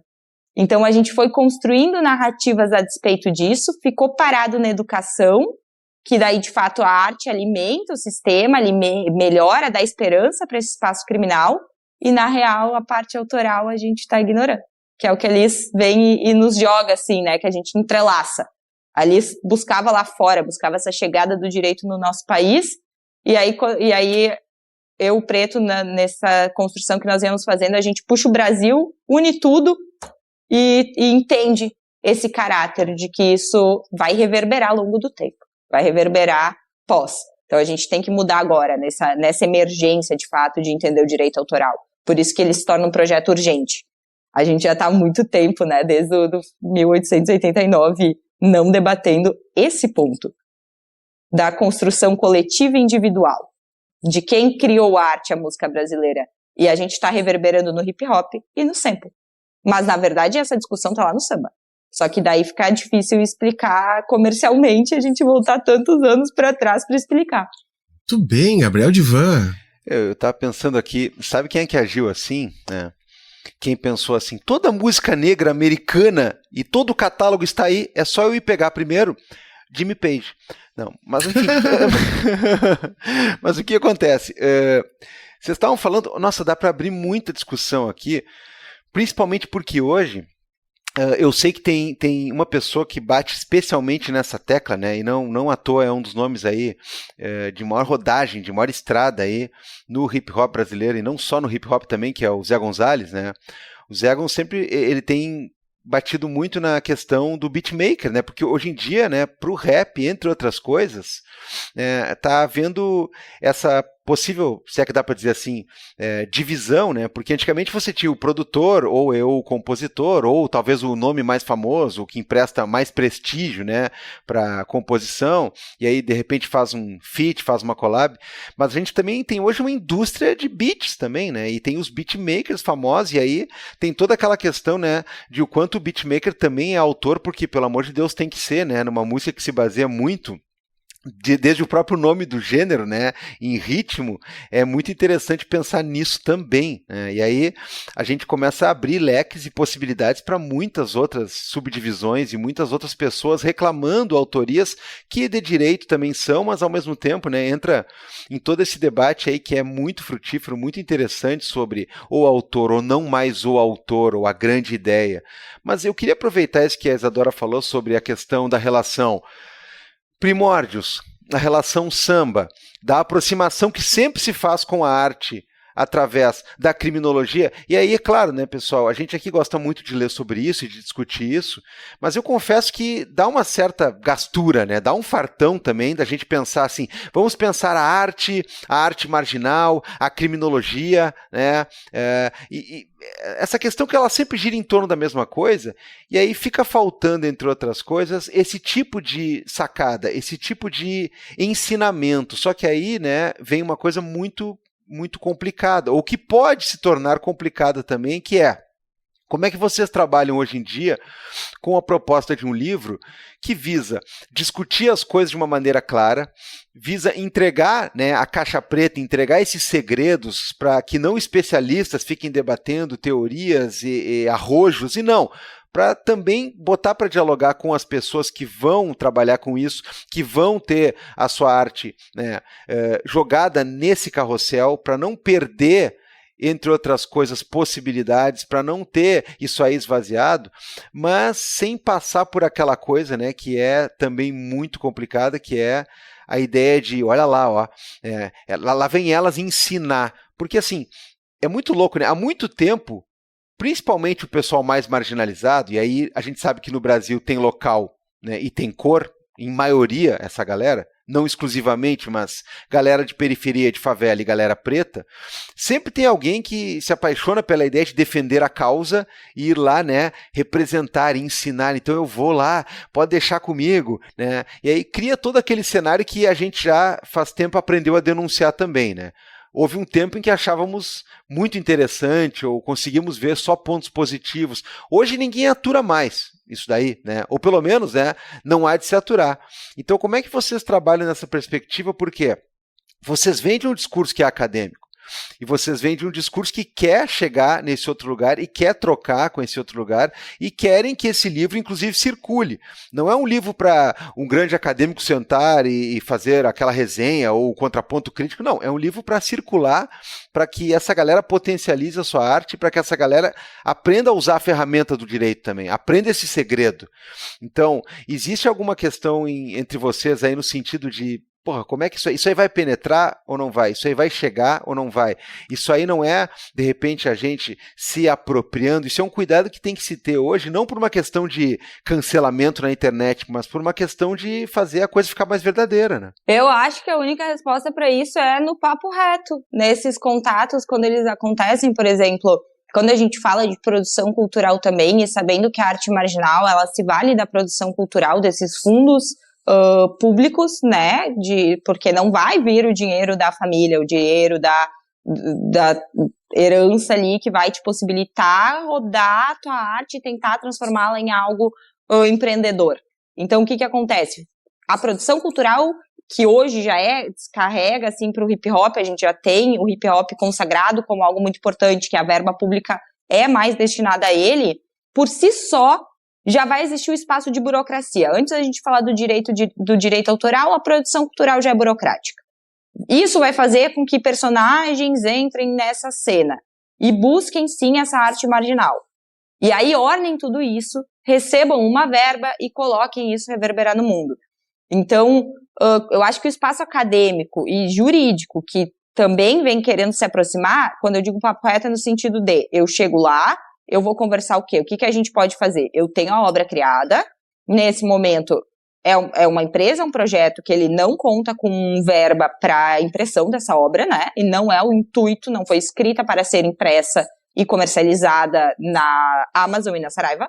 Ela vem com o intuito de ser comercializada por uma doação, que tu vai ganhar várias coisas, e disso a gente vai conseguir devolver. Então eu chego pedindo para voltar para devolver isso lá. Nos apoiem agora, venham conosco agora, não dá tempo de ler o livro pelo caráter da doação, mas a nossa ideia é essa, voltar aqui para capacitar junto com essa entrega, né? Pegar esse time, pegar esse grupo de direito, esses grupos de pesquisa que são apoiadores e botar aqui. E não só aqui. A CUFA já fazem projetos incríveis que a gente está chegando agora e se inspirando neles. A Construção Nacional do Hip Hop é a mesma coisa. A Frente Nacional das Mulheres é a mesma coisa. Então, a gente tem nossa rede de apoio, elas são inspirações do que já acontece, que vão nos auxiliar, né? Os autores aí da obra, que eu coloco, que somos 4 e 5, e, enfim, tradutores. Além disso, tem a rede de apoio para capacitar. O papo reto principal é o quê? Existem já diversos movimentos, que a gente sabe que é muito importante, e não é só o direito autoral, o que teria que estar rodando na favela. Eu olho aqui, é engraçado, porque aqui eu dou pra Mariquinha e a gente tem, tipo, talvez não fale a informação correta, mas como se fosse o PP ali em cima rodando, tá ligado? Eu consigo enxergar. Tipo, é isso que a gente tem ali dentro. Quando a gente, sim, de fato, deveria estar tendo centros como uma defensoria pública, os escritórios de advocacia cidadã, sempre instalados ali, eles não existem. Quando a gente chega com uma proposta do direito autoral, é óbvio que vai se querer para além da obra, para a gente sentar e desmistificar na fala. E aí eu acho que essa hora que tu tem que ser honesto e dizer, o meu projeto só consegue até aqui de entrega com vocês. Não prometo que eu não posso dar. Eu não vou dizer que a gente vai estar ali apoiando de fato o litígio que surgiu ali. Que tu vai vir me trazer que existiu antes da nossa chegada e da nossa obra tal conflito, que não foi valorizada a arte, é aqui a hora que não dá para se colocar como advogadas, por mais que sejamos. Porque daí eu também preciso. Brinquei ontem, se a gente fala artista independente, tá aí o papinho do profissional liberal do direito. É advogada independente também, é elas por elas. No fim, o ofício ele muda, mas o corre independente vai ser necessário essas pontes, essas relações, essa multiplicidade, e aí a gente tem que ser honesto até onde a gente vai. Então a gente sempre deixa isso claro. E eu acho que, complementando a Isadora, Gabriel, tem um aspecto que eu acho que foi fundamental desde que a gente começou a pensar, né, Isadora, eu acho que mesmo na construção da obra isso já vinha acontecendo, que é a gente chamar parceiros que, de alguma forma, identificam um movimento, que tem essa identidade também. Então, e aí tem alguns detalhes, né? Por exemplo, aqui, a Liz jamais conseguiria fazer isso sozinha se eu não tivesse a linguagem da Isa e se não tivesse a visão do Preto Laufer, né? Em cima do que a gente está construindo. Então, por isso, acho que, primeiro, essa questão da gente estar no coletivo, nessa coautoria coletiva, já é um primeiro ponto importante, digamos, para a construção disso. O outro são os parceiros que a gente trouxe. Então, a Edveller nos deu essas entrevistas, ela está no início do livro, a gente tem, enfim, as Damas do Rap, a gente tem a MC Versa com a produtora dela, que é aqui de Santa Catarina, e que tem uma projeção nacional, e que fala muito com as mulheres no hip hop hoje e tudo mais. Então, assim, com certeza, a gente nem pensaria, e pelo menos, né, eu acho que eu jamais pensaria em levar adiante tudo isso se a gente não tivesse apoiado nessas pessoas que estão com a gente praticamente desde o início do projeto, né? Não só pessoas como instituições também. Mas sei também que é um desafio, por isso que eu disse antes que é um desafio grande, é você colocar pessoas que vêm de diferentes áreas, de diferentes expertises para conversar na mesma mesa. E isso gera estranhamentos, né? Gera muitas vezes uma aparente desconexão, digamos assim. Mas acho que se a gente quiser, de alguma forma, fazer alguma mudança, se a gente quiser uma revisão da Lei de Direitos Autorais, que está para ser, enfim, discutida, a gente precisa fazer todo mundo conversar e sentar para que essas tentativas de mudança elas aconteçam, né? Mas eu acho que talvez aí as pessoas que integram o projeto, essa diversidade, né, de personalidades que a gente tem aqui, e também de quem são os apoiadores, sejam instituições ou pessoas físicas que têm nos apoiado no projeto, é fundamental para que a gente possa tentar reverberar.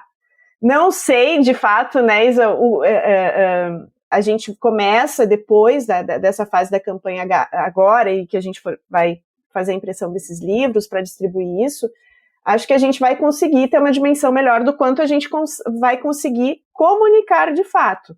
Mas qual é a tentativa sempre do projeto desde o seu início? É trazer as pessoas e os representantes de tudo isso para conversar com a gente, né? Então, acho que esse é um ponto importante, né? A gente tentou não fazer esse trabalho assim, vou brincar porque não é assim, né, que a gente trabalha, mas é assim, não foi um trabalho feito fechado no escritório aqui, só eu e Isadora, por exemplo, né? Não, ele foi muito dialogado também, né? Então, acho que tem esse aspecto que é importante trazer.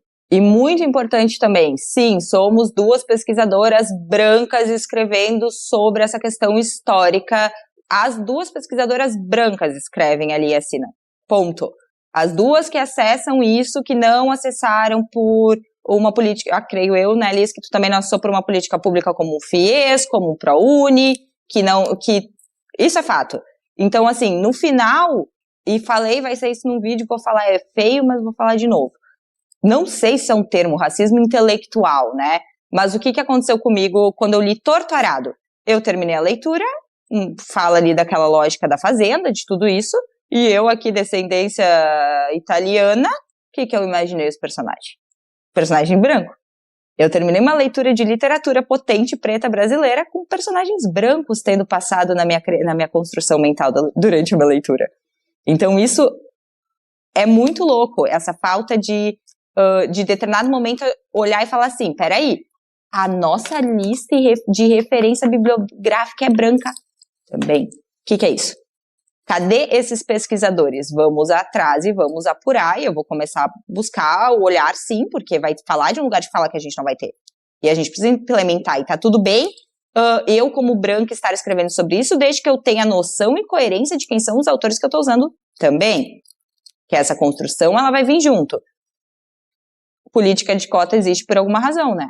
Afinal de contas, com certeza eu encontrei muito mais pesquisador branco para falar sobre essa temática. Então o livro ele vai trazer obras de pessoas pretas voltadas para a arte muito mais do que da pesquisa acadêmica. Não que eles não existam, a gente tem uma apoiadora, a Cris, que é uma pesquisadora maravilhosa, uma mulher preta, pesquisa Spotify, faz parte dos grupos, a gente tem, mas é minoria. Isso não é nem discutível. Segue sendo minoria, então acho que a gente quer buscar isso também. Agora vai aparecer o conteúdo de algumas meninas, mulheres, né, pretas, criminalistas, falo meninas porque a gente se conheceu cedo na graduação também, mas de, tipo, mostrar isso, que a galera preta tá aí para além da arte também, está dentro do direito.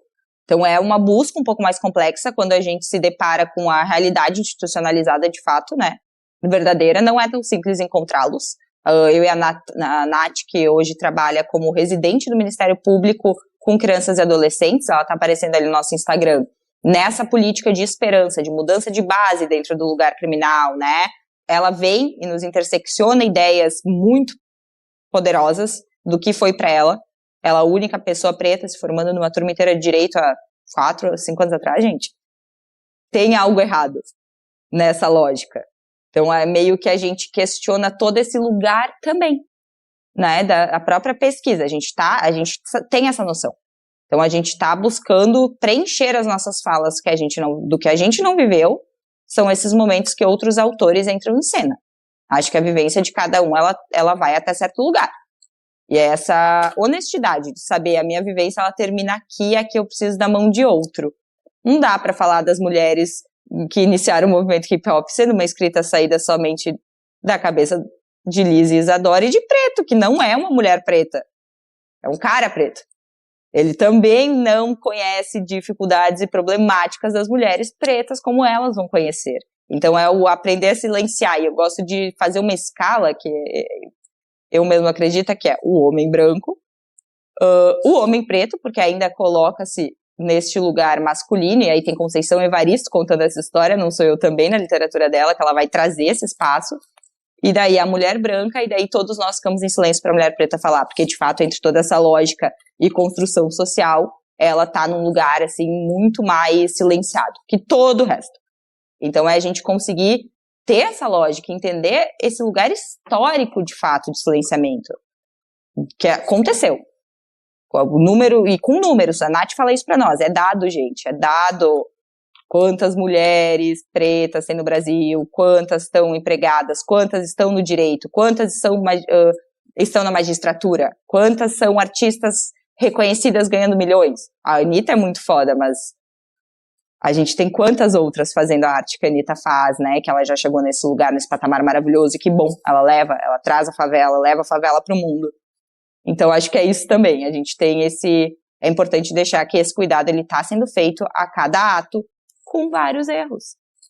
Porque é natural, porque ainda somos parte desse espaço, né, e a construção, ela vai acontecendo, ela acontece durante o projeto. A gente não tem certas mentalidades ao começar, que a gente vai ter ao acabar. E é conseguir, sim, de fato, agradecer a todas essas pessoas que se comunicam e que se colocam no lugar de ensinar, que elas não tinham que estar fazendo isso. Mas elas fazem, dia após dia.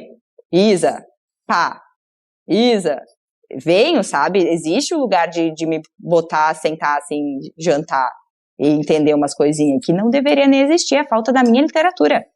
Eu não tinha que estar descobrindo isso com as pessoas, eu tinha que estar descobrindo isso porque eles já escreveram, criaram, pá. Então eu falto nisso ainda, às vezes, pelo corre do dia a dia, pela própria logística. Mas é esse cuidado, que ele vai permear o projeto do início ao fim, com certeza, assim. Mas ele é feito de uma galera aí. Tem gente de todos os estilos e vertentes e cores, raça, idiomas.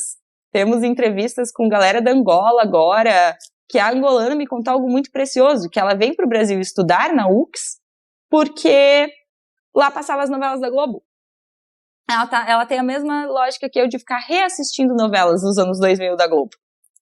Por quê? Porque é legal, a cultura do nosso país daquela época é massa de reassistir. Então isso já passa na Angola. Então é isso que faz com que essa galera comece a vir para o Brasil. E aí eles trazem novas formas hoje daí de DJ, estão se misturando, se interseccionando com o hip hop. Tipo, é uma globalização que ela acontece digital, a distribuição digital disso tudo, mas a vivência também. E, tipo, é eles que precisam saber desses direitos autorais todos. Então, a gente vai juntos comunicando, aprendendo e ensinando, assim, um pouco cada um, sabe? Acho que esse que é o lugar aí do autoria marginal, aí ultrapassando a obra, levando para essa grande dinâmica correrio de tem que estar online no YouTube, existem shorts, e existem reels, e agora tu faz assim, e agora tu faz assado. Então, tipo, mistura tudo isso num só espaço. Acho que é isso que a gente não consegue prometer que não vai fazer cagada, né? Que não vai reafirmar estereótipos, que a gente não vai reconstruir ciclos errados, porque a gente não consegue estar nativa de tudo que é errado na indústria, no sistema, na lógica do país. Mas dentro do possível, dentro do que a gente aprende, a gente vai fazer, assim, e o espaço é de todos, né? É um projeto coletivo, de fato. Tudo bem, Gabriel Divan, bastante coisa. Nossa, bastante coisa. A gente já começa a se encaminhar para o final da nossa conversa. Então, para além de ter 1001 janelas abertas aqui, que a gente não vai conseguir fechar, a gente vai fechar umas 340, vai ficar bastante aqui ainda abertas, mas, enfim, né? Podcast também é para isso. A gente não poderia deixar de pedir para vocês fazerem, então, o jabá, o serviço, né? E eu vou ressaltar, Felipe, uma coisa que eu já falei aqui, a gente sempre tem que tocar de novo nesse assunto, que é, pessoal, Se tem pessoas que você gosta, que estão fazendo um trabalho que você admira, que tem um podcast, tem um canal, tem um projeto de livro sendo lançado, tem um festival, né, de alguma coisa, de arte ou qualquer outro tipo de congregação, de mostra desse tipo, que precisa de apoio, é importante que você vá lá e ajude a financiar. Ah, mas eu não tenho, claro, né? Tá difícil a coisa, não é todo mundo que tem e pode ficar aí distribuindo dinheiro, né? Deus salve os mecenas, né? Agora, a gente tem que lembrar de uma coisa importante também. Se gasta muito dinheiro e muita atenção. A gente aqui também frisa sempre. Atenção, engajamento, transformar aquilo em assunto, espalhar aquela coisa. Isso aí é economia, isso aí é trabalho, isso aí é muito importante também. Então tem gente que gasta muito dinheiro e muita atenção com coisas que são aquelas que as pessoas odeiam. Né? Eu odeio esse cara, então eu vou ficar o dia inteiro comentando, o dia inteiro repostando, eu vou falar dele, eu vou ficar escrutinando tudo que ele diz, cara, daqui a pouco, né? Bom, não preciso dizer que tem cara que ganha muito dinheiro sendo odiado, né? E basta ver de política a futebol, principalmente futebol, né? Tem cara que depois de jogo, né? Quando fica falando um monte de bobagem lá, que o pessoal fica pagando pra aparecer na tela, superchat, não sei o quê. Então, assim, galera, porra, Vira Casacas, é qualquer outro projeto que você goste, é o livro que está sendo lançado aqui. É importante você gastar tempo e dinheiro, se for o caso, falando e apoiando coisas que você acha legais, produtivas, úteis, que vão jogar ideias boas para frente. Então, feito, né, esse recado mais uma vez, porque é crucial, vamos lá, né? Vamos colocar aqui informações para quem quiser apoiar, para quem quiser conhecer o projeto, como é que se faz aí para colaborar com ele, como é que se faz para divulgar, como é que se faz para tudo isso. A gente está fazendo uma arrecadação, começamos como um formato de edital público, nessa lógica de receberemos uma verba, faremos isso. Descobrimos no meio do caminho um sistema muito utilizado pelo rock e nos anos 2000 no Brasil, que é o crowdfunding. Então, eu quero lançar algo, a gente faz um sistema de arrecadação coletiva disso. Usamos a plataforma Benfeitoria, que é mundial, para fazer essa arrecadação. Temos isso tudo como um CNPJ, tudo registrado e organizado, mas estamos recebendo, então, até dia 22/6, essa arrecadação pela plataforma. Começa a partir de R$10, mas fique livre, se você quiser, se você gostar desse projeto ao ponto de doar R$10.000, fique à vontade. Se tocar seu coração, tá livre. Mas para que a gente possa, assim, menos que isso nem a plataforma deixa eu botar. Não deu, R$10 é o mínimo mesmo. E aí a gente libera, depois que tu doa ali, a gente tem acesso aos e-mails e vai liberando uma pasta do Google Drive para os nossos doadores. Tu entra na nossa pasta de recompensa. Ela tem lá nesse momento a obra brasileira e-book, que é o que tu acessa de imediato com os R$10. Está chegando nossa obra em inglês e espanhol ali também. Então, doou 10, você pode baixar as 3, cada uma com uma curadoria de capa. A base dos textos literários e dos raps são os mesmos, mas vai ter curadoria de música nas 3 últimas páginas extra brasileira, nessas com uma literatura estrangeira, né? Outros apoiadores vão aparecer também nessas obras. E agora uma novidade também, ainda quem doar, é uma parceria maravilhosa que foi formada com o pessoal das artes ali de Caxias do Sul. Ainda estamos organizando os nomes, mas enfim, a Cibele Tedesco tomando a frente de fazer vozes femininas com o pessoal de teatro para nós. A Plantier, que é uma loja de vasos auto-irrigáveis online aí do Brasil, e o selo, alguns selos, também não vou citar agora porque será mais de um. É uma gurizada que vai, então, gerar um audiobook até o final da campanha para nós, todos juntos, aí mais uma rede formada de apoio. Eles vão transformar nossa obra em um audiobook para poder ser escutada. A gente pegou como uma referência o Selton Mello, o França e o Labirinto, não sei se vocês já ouviram, um podcast, novela aí bineural, e a ideia é que a gente consiga, é um desafio diário, como disse a Liz, vamos matar do coração até o fim desse projeto. Estamos tentando ver, assim, até onde a gente consegue surtar. Então Achei que tu estava dizendo que era o plano, né? Acabar não, o plano é a gente testar os limites de todos, né? Então, como vem a oferta, vem essa galera fazendo isso, esse selo, o que ele foca? Em produzir um material de áudio para fones de ouvido de R$10. De camelô. Não JBL. Não esses nossos fonezinhos malandro. Que vai tocar o que for pra galera que tá no busão e não tem dinheiro e vai estragar o fone e vai querer comprar outro porque não quer ouvir o mundo. Então, esse é o foco deles. Transformar em um áudio. E aí, o que a gente precisa? Esses moleques fazem tudo isso e fazem sem computador. Eles editam só em celular, que se torna pesado, burocrático, difícil. Então, puxa outro selo, que tem o quê? Que tem um espaço, um equipamento. E aí, a gente bota eles trabalhar juntos, 2 dias. O que a gente precisa? Vozes. Quantos artistas, autores que vão fazer vozes agora? Beleza, fulano vai assumir. Cib, então, assume para nós, ela é uma prof de arte, ela ganhou um Kikito de Gramado, porque entrou no audiovisual agora, não vou falar a idade, mas aí passados 50 anos, ela chega no audiovisual, ela trabalha com ópera, Liz, ainda não fiz tua ponte, mas farei em breve, toca orquestra de Caxias, então ela vem e nos traz a possibilidade de gravar as vozes femininas, e é isso, uma série de mãos agora vão possibilitar que as pessoas que não consigam ler ainda, que a gente já estava tentando, mas foi muita coisa para transformar isso em libras, em uma acessibilidade ainda maior, a gente vai conseguir por meio desse audiobook, possibilitar que, de fato, ele dissemine, assim, essa informação, ela caiba em qualquer lugar, não só na tua leitura ali pelo celular, que ela seja, e com o pressuposto final, que é, Liz, fala os dados, por favor, para nós, eu não vou nem falar para não errar, mas o nosso número de pessoas que ainda não têm acesso à internet no Brasil é enorme. É grande, eu não vou lembrar agora também, a gente, né, mas... Para não falar errado, procurem para se assustar. Que não tem luz no país, ou seja, que não podem acessar nossas mídias digitais. A nossa proposta é essa, quem consegue acessar. Chegou em Tito, tá ouvindo isso, é R$10. Eu sei que às vezes não tem.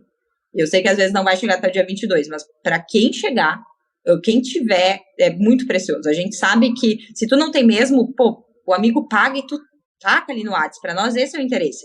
É a leitura, é a disseminação do conhecimento. Mas, se todo mundo botar, a gente garante que quem não tem celular e internet também vai ter. Esse é o rolê todo.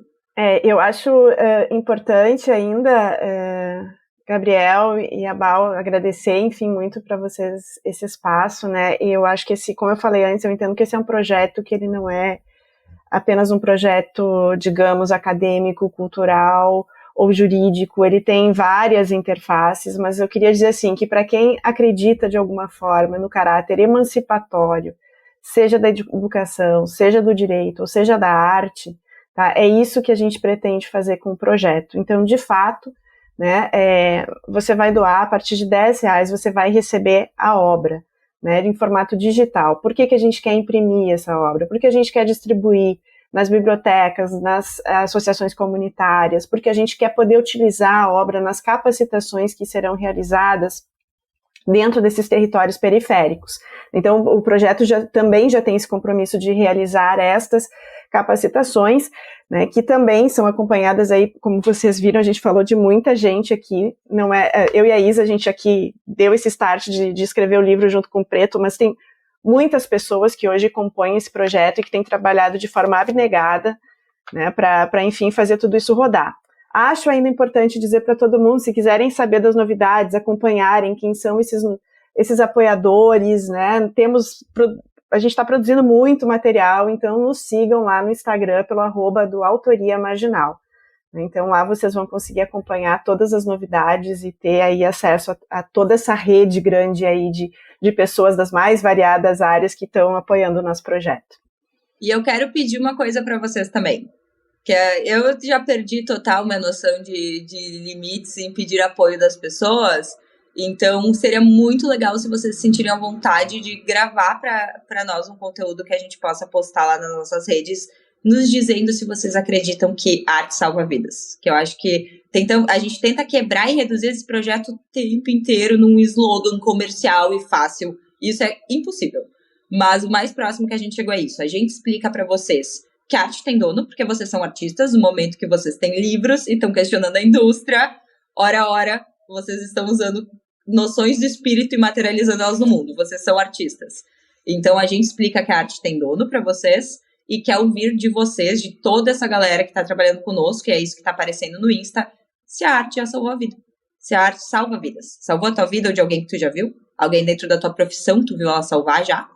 Então a gente quer ouvir dessa multiplicidade aí de pessoas desse Brasil, quem faz ela e quem convive com ela. Quando que ela salva a vida de vocês, que a gente continua explicando que ela tem dono. E ela tem dono como terra, como tudo como chão mesmo, né? Tá bom, Felipe. Você é um artista, Felipe. Não. Que é isso, cara. Mas a gente pode falar de artistas mesmo agora, Gabriel Divan. A gente pode falar de artistas... Da galera mais estrita. Não, e de outras coisas também, porque chegou o momento das nossas dicas culturais, onde a gente vai falar de alguma coisinha que pode ter a ver ou não com o tema do episódio, pode servir para deixar o pessoal mais relax ou para desgraçar mais todo mundo de uma vez por todas.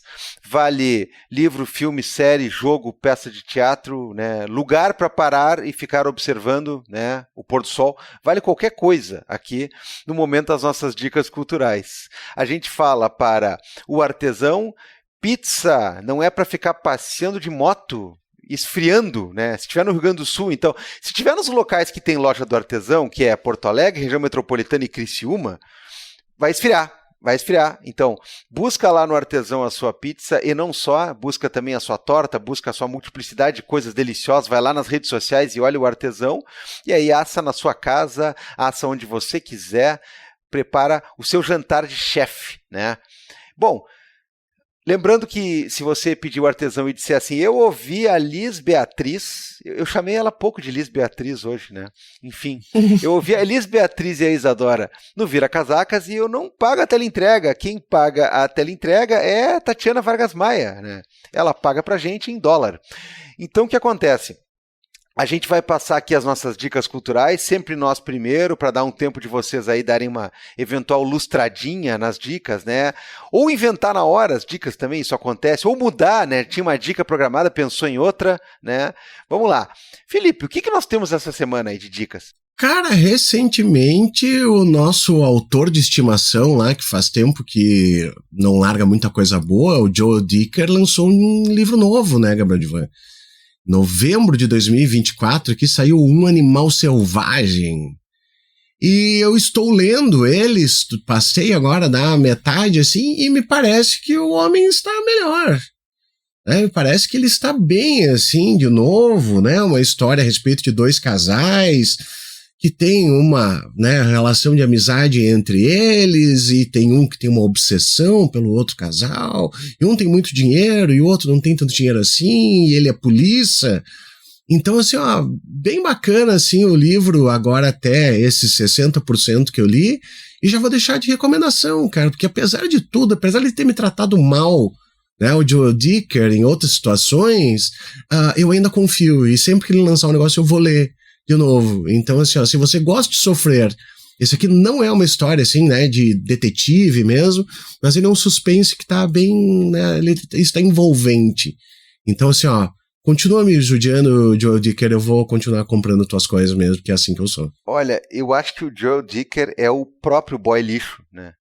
Uhum. Porque assim, ó, depois daquele A Verdade sobre o Caso Harry Cabert, que é simplesmente fenomenal, né? É fenomenal. Veio uma escalada, só que uma escalada ao contrário, né? Uma descendente, né? E aí a gente vai sendo enganado, né? E ele nunca mais nos tratou que nem naquele primeiro encontro.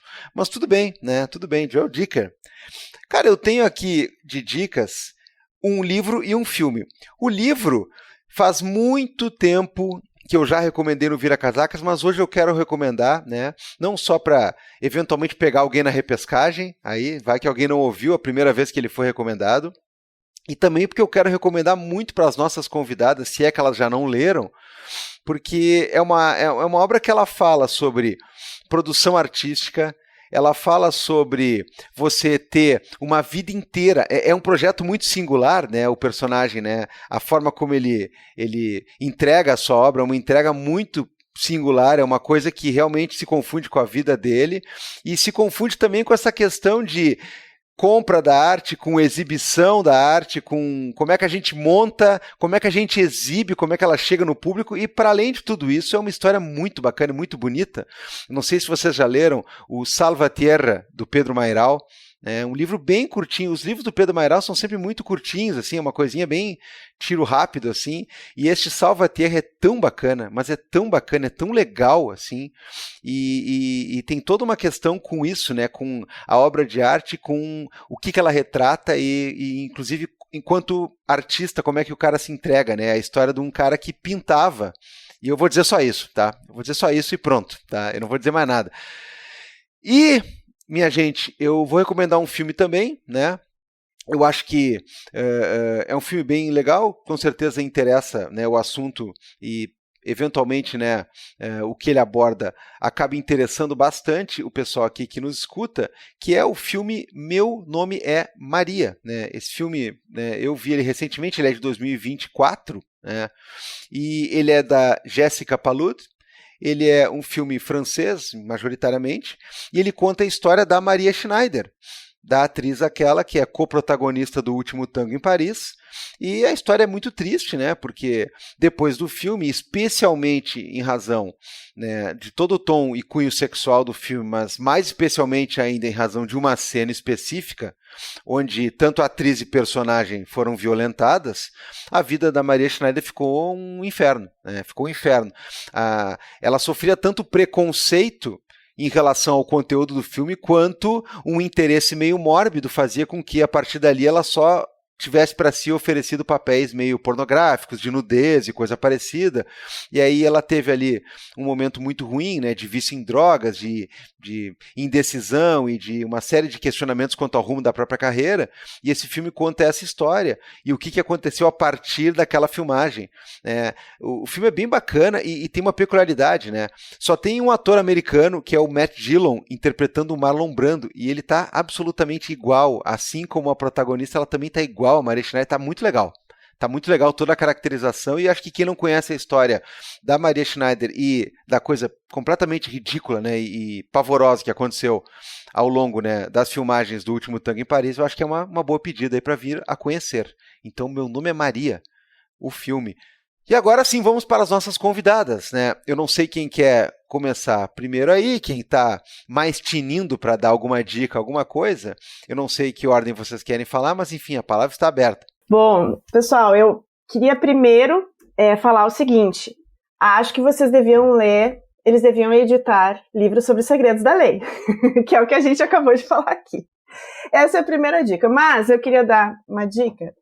E aí, para quem eventualmente se interessou por direito autoral, tem interesse na questão da música brasileira, do samba, etc., e que é um livro que ele não perpassa só pelo direito, ele tem um pouco essa nuance de passar pelo direito, passar pela música, passar pela questão da composição. Foi escrito por gente que é vinculada à área do direito autoral, mas que também é compositor, que também é músico. O livro chama Você Diz que o Meu Samba é Plágio, do Juca Novaes e do Rodrigo Moraes, que é um autoralista bem conhecido. Tá? O livro está muito bacana porque, enfim, tem todas essas discussões sobre plágio, que na música é uma dificuldade imensa, né? Você ficar discutindo se é inspiração, se é plágio, o que de fato. E ali vocês vão encontrar não só as decisões judiciais, mas tem biografia dos compositores brasileiros, tem várias reportagens jornalísticas de época, enfim. Então é um retrato, né, do samba no Brasil a partir desse olhar, digamos, do plágio, né? Enfim, e das discussões que já existiram sobre plágio. E aí, talvez eu vou falar uma coisa que é bem senso comum, talvez, né? A gente tem falado muito sobre isso em questões de direito autoral, e talvez muita gente já tenha assistido, mas ainda assim, se alguém ficou um pouco em dúvida, eu falei aqui sobre streaming, sobre Spotify, sobre direitos autorais, a série Som na Faixa, que está na Netflix, eu acho que ela ainda é muito interessante para quem tem interesse nesses temas, para entender a complexidade de como foi essa transformação para o streaming e de todas as discussões que cercaram essa mudança tecnológica, e que, claro, que com essa mudança veio uma mudança de mercado também. Então, cada episódio retrata toda essa história a partir da perspectiva de um dos personagens. Então, tanto a gente começar isso a partir da perspectiva de quem criou a tecnologia, pensar a partir da perspectiva do músico, da advogada autoralista, que para mim é um dos melhores episódios, enfim, da série. Então, são essas duas dicas aí, um pouco mais vinculadas, então, à temática do próprio direito autoral e da música. Maravilha, maravilha. Vale tudo aqui nas nossas dicas e vale principalmente o que as convidadas quiserem. Isa, vamos lá. Então a gente reforça, eles deviam estar livres sobre os segredos da lei, pode escolher a língua, pode ouvir só no fone, consuma esse conteúdo em primeiro momento, ou pelo menos adquira ele, para poder consumi-lo mais para frente. E quero seguir na linha brasileira, também com 2 indicações. A primeira, vou tentar pronunciar correto, que é o João Weiner, que é o diretor. Ele é o diretor de Picho, mas quero indicar o que está na Netflix agora, que é Bandida Número 1. Esse livro, o nosso livro, né, a nossa obra, o grande start foi no lançamento desse filme. O Marechal aparece, é um dos personagens no filme, né? A Maria, que vai ser a personagem principal. E a Maria trouxe uma problemática no período do lançamento do filme, que ele é o favela movie, né? O que é um favela movie? O que a gente tá entrando aí na indústria para chamar de favela movie? Mas ele vai retratar a ótica do Morro do Rio pela primeira traficante mulher, a Rebeca. Então tem o livro dela, da própria Rebeca, e eles transformaram num audiovisual incrível e maravilhoso brasileiro, com o MC Marechal aparecendo. Teremos um conteúdo reduzido dele também, porque a Rebeca vai falar em determinado momento que a arte dela vai viver para sempre, né? Então é isso que a gente vai vincular, assim, o nosso livro, quando eles falam do plágio. Não é plágio, porque a gente é contaminado por ideia o tempo inteiro, então tem uma crônica só da ótica da advogada, que nem tá no seriado do Spotify, e esse filme, essa construção, esse uso do personagem Marechal, que lá não é um Marechal, mas enfim, toda essa construção ela vai se formando. Acho que é muito essencial assistir esse filme, que já tá rodando há um tempo, já faz 1 ano aí do lançamento, foi lá né, lançaram em vários lugares, mas o que eu assisti foi na Nave Coletiva, em São Paulo, há 1 ano atrás, do Mídia Ninja. Acho que vale muito o pessoal ir pra cima desse conteúdo. E deixar um artista também, de rap, que ele não tá nos grandes players, ele não está aparecendo aí nas 4, 5, mas pra mim é grandíssimo. Tô tendo a oportunidade, ele formou junto conosco no projeto, tô tendo a oportunidade de conhecer mais o processo criativo dele, que é o BN na voz. Rio de Janeiro vai retratar canções, ele tem Fé nas Crianças, ele vai retratar essa canção também, da morte, muito de como a gente tá, né, matando as nossas crianças ainda no Brasil. E ele faz referências, né, nesse lugar de poeta, como compositor também, de escritor, poeta e compositor. Ele vai referenciar o Luiz Gama, que foi nosso advogado abolicionista, que acho que a gente tem que voltar, que eu tô bem de cara, tá, porque salvo se eu não consumir o conteúdo dos criminalistas que me inspiraram, o Luiz Gama chegou na minha ano passado. Eu não tive esse acesso dentro do direito penal, e foi algo que veio com o autoral agora, e veio com uma galera do hip hop da música, né, que é o mais louco. E aí acessei um pum de conhecimento. Então o Beni na voz e Luiz Gama também, que já tá em domínio público, dá pra baixar. Ele tem a obra Liberdade dele, e escuta o Beni pra conectar como os poetas que estão aí no morro fazendo música e não estão sendo remunerados pelo Spotify, nem pelo YouTube, não vem o dinheiro, mas produzem poesias incríveis, reduzindo coisas complexas para nós. Acho que são essas 3. Um audiovisual, um livrinho e um som. Um som não, um álbum todo dele. Maravilha! Tudo anotado aqui. Enquanto falava, já estava anotado. Em breve no nosso site e no Instagram, né? Sai bonitinho lá nos cardzinhos e tal, Gabriel. Agora é hora só de agradecer.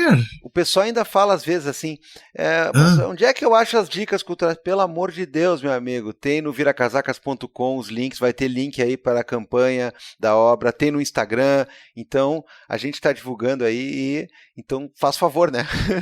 Faz favor, mas tudo bem, se pedir a gente diz de novo, não tem problema. O que a gente tem a dizer agora? A gente tem a agradecer as nossas convidadas, dizer que foi um prazer estar aqui com vocês para tentar dar um apoio aí para esse projeto que é tão importante, que é tão bacana. E Felipe, nós ficamos um pouquinho mais aqui porque nós vamos para os Vivas, é isso? Exatamente, vamos lá para os salves. Life moves pretty fast. You don't stop and look around once in a while, you could miss it. Muito bem, Gabriel Divan. Episódio gravado, recado dado, hip hop tá na rua. Opa, tem que tá, né, meu? Veio de lá, é de lá e pra lá se dirige. Muito bem, cara. Agora é nosso momento de dar carinho para os nossos ouvintes aqui. Teve uma galera que andou pedindo salve, pedindo viva. Vamos embora? Vamos que vamos, né, cara? Viva a noite, como diria Eu lembrei agora da rede social Gugu, em que você pode escrever Gugu. Pode escrever 4 letras. Gugu. Vira. Pode chegar lá e botar vira. Eu tava pensando em criar uma meme coin, né? Mas eu acho que dá pra criar uma rede social também, né? Vira. Vira. Todo mundo vai lá e diz vira. Muito bom. Vira. E quem mandou pra nós o e-mail, Gabriel Divan, foi a Shari Sasaki, que manda assim, ó, sou ouvinte antiga do Vira. Lá em algum episódio antes da pandemia, o Felipe mandou um salve pra mim, meu marido e meus gatos. Eis que agora, com uma filha de 2 anos, ainda com gatos e mais um cachorro, fui na apresentação da festa junina da escola e a música que ela dançou foi Boi Bumbá. Obviamente a versão original. Ouvi e na hora consegui ouvir o Carapanã chamando o Rei do Baião e o Divan falando tchau, prejudicada. Sendo assim, depois desse preâmbulo, venho pedir um salve para toda a família, marido João, filha May, gato Naruto, gata Zelda, cachorro Maru e para mim, Shari. A May, inclusive, ouviu muito vira-casacas na barriga, nasceu quase falando La Bestialidade Imperialista. E ainda mandou o videozinho dela dançando a caipirinha dançante. Olha que maravilha. Cara, que mensagem sensacional, velho. Sensacional. Então, assim, ó, eu só tenho a dizer que, além de mandar o Viva, né, pra Shari e pra toda essa galera, né, eu gostaria de dizer, ê, boi! E daqui a pouco tu vai mandar o tchau prejudicado ali, não esqueça. Pode deixar. Tá? Quem mandou também o recadinho foi o Daniel Rosa, cara, que tem o canal do Rosa lá no YouTube. E ele tá fazendo um monte de vídeos lá e tal, e ele disse assim, ó, aquele empurrãozinho que tu me deu, ele mandou pra mim, em 2023 me fez chegar numa parceria oficial com a Embaixada da República Tcheca, né? Ele que mora lá na República Tcheca, né, Gabriel? Eternamente grato, manda salve pra mim e pra Leidinha, né? Uma gata preta lindíssima, a Leidinha. Então, pô, cara, muito feliz que o Rosa ali tá conseguindo parcerias e tudo. Ele fez um vídeo lá em Auschwitz e tal, e eu dei uma revisada. Mas é um trabalho muito massa, cara. É super bom quando tem esse reconhecimento, né, Gabriel? Porra, maravilha, cara, legal, conexões aí sendo feitas, né? Apoie o Rosa, apoie quem faz essas coisas aí, e, bom, enfim, né, não precisa ficar reiterando isso. E o cara mora na República Tcheca, velho, o cara tem muita sorte, muito né? Bom.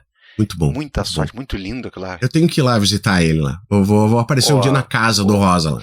Vale a pena, vale a pena. Eu fui em Praga e eu fui em Pilsen. Embora não seja o meu estilo favorito de cerveja, né? É uma grande cidade. E por fim aqui, o Rodolfo Silva lá no Instagram, ele mandou uma mensagenzinha pra nós, ele disse assim, ó, mandem um salve pro meu cachorro Boni, né? Então tá dado um salve pro Rodolfo, pro Boni, com menções honrosas à minha cachorra Lili e minha gata Olaf, que infelizmente faleceram neste ano, né? Tristeza quando isso acontece. Vida. Mata aí o Boni, Rodolfo, aproveite o Boni, né? Aproveite todos os dias os bichinhos ali, que é uma coisa bem boa. Jesus. Com certeza esse aí é melhor que aquele da Globo, né? Por favor, né? Eu não sei como é que pode, o cara pega, sai do BBB e começa a aparecer em tudo que é, né? Começou a cobrar favor, aparecer em tudo que é coisa, hein? É que esse ainda é o babaca divertido, né? Mas o pai dele, aquele, né? Bom, já dizia o velho Brisa, né? Né? Da minha parte é isso aí, Gabriel Divan. Olha, da minha parte é agradecer todo mundo aí que segue com o Vira, semana após semana, desde a época do Rei do Baião, desde antes, desde agora e desde o pós-capitalismo. Enfim, estamos aí de graça e sempre cobrando aquela forcinha, mas mandando brasa, muito conteúdo, então, né? É muito bacana isso, né? As pessoas que nos acompanham há tanto tempo, as pessoas que dizem assim, tal episódio foi o primeiro que eu ouvi, seja bem-vindo, né? Enfim, cara, muito legal, muito obrigado pela parceria. É para isso que a gente faz isso aqui, senão ia ser basicamente eu mandando um WhatsApp para o Abal e ele me respondendo, né? Durante 30 minutos em sequência, aí, uma vez por semana, né? Não ia ter graça. E se você lembra do Gustavo Franco, mande uma mensagem pra nós ali. Eu quero saber quem é do tempo do Gustavo Franco, né? Deixa pra lá. Felipe, eu diria, cara, que nós somos apenas, sei lá, homens normais. Uns inocentes, né, cara? É isso aí. Inocentes, Bom, vai entrando agora a trilhazinha, né? A Ingrid vai fazendo subir aquela trilha que indica que encerrou mais um episódio. Então eu diria que temos um vira-casacas. E eu digo também tchau, prejudicada. o que também pode ser traduzido como te amo, desgraça. E que também tem outras Muito traduções bom. lá que não dá, assim, né? Deixa pra lá. Excelente. Tchau, tchau, pessoal.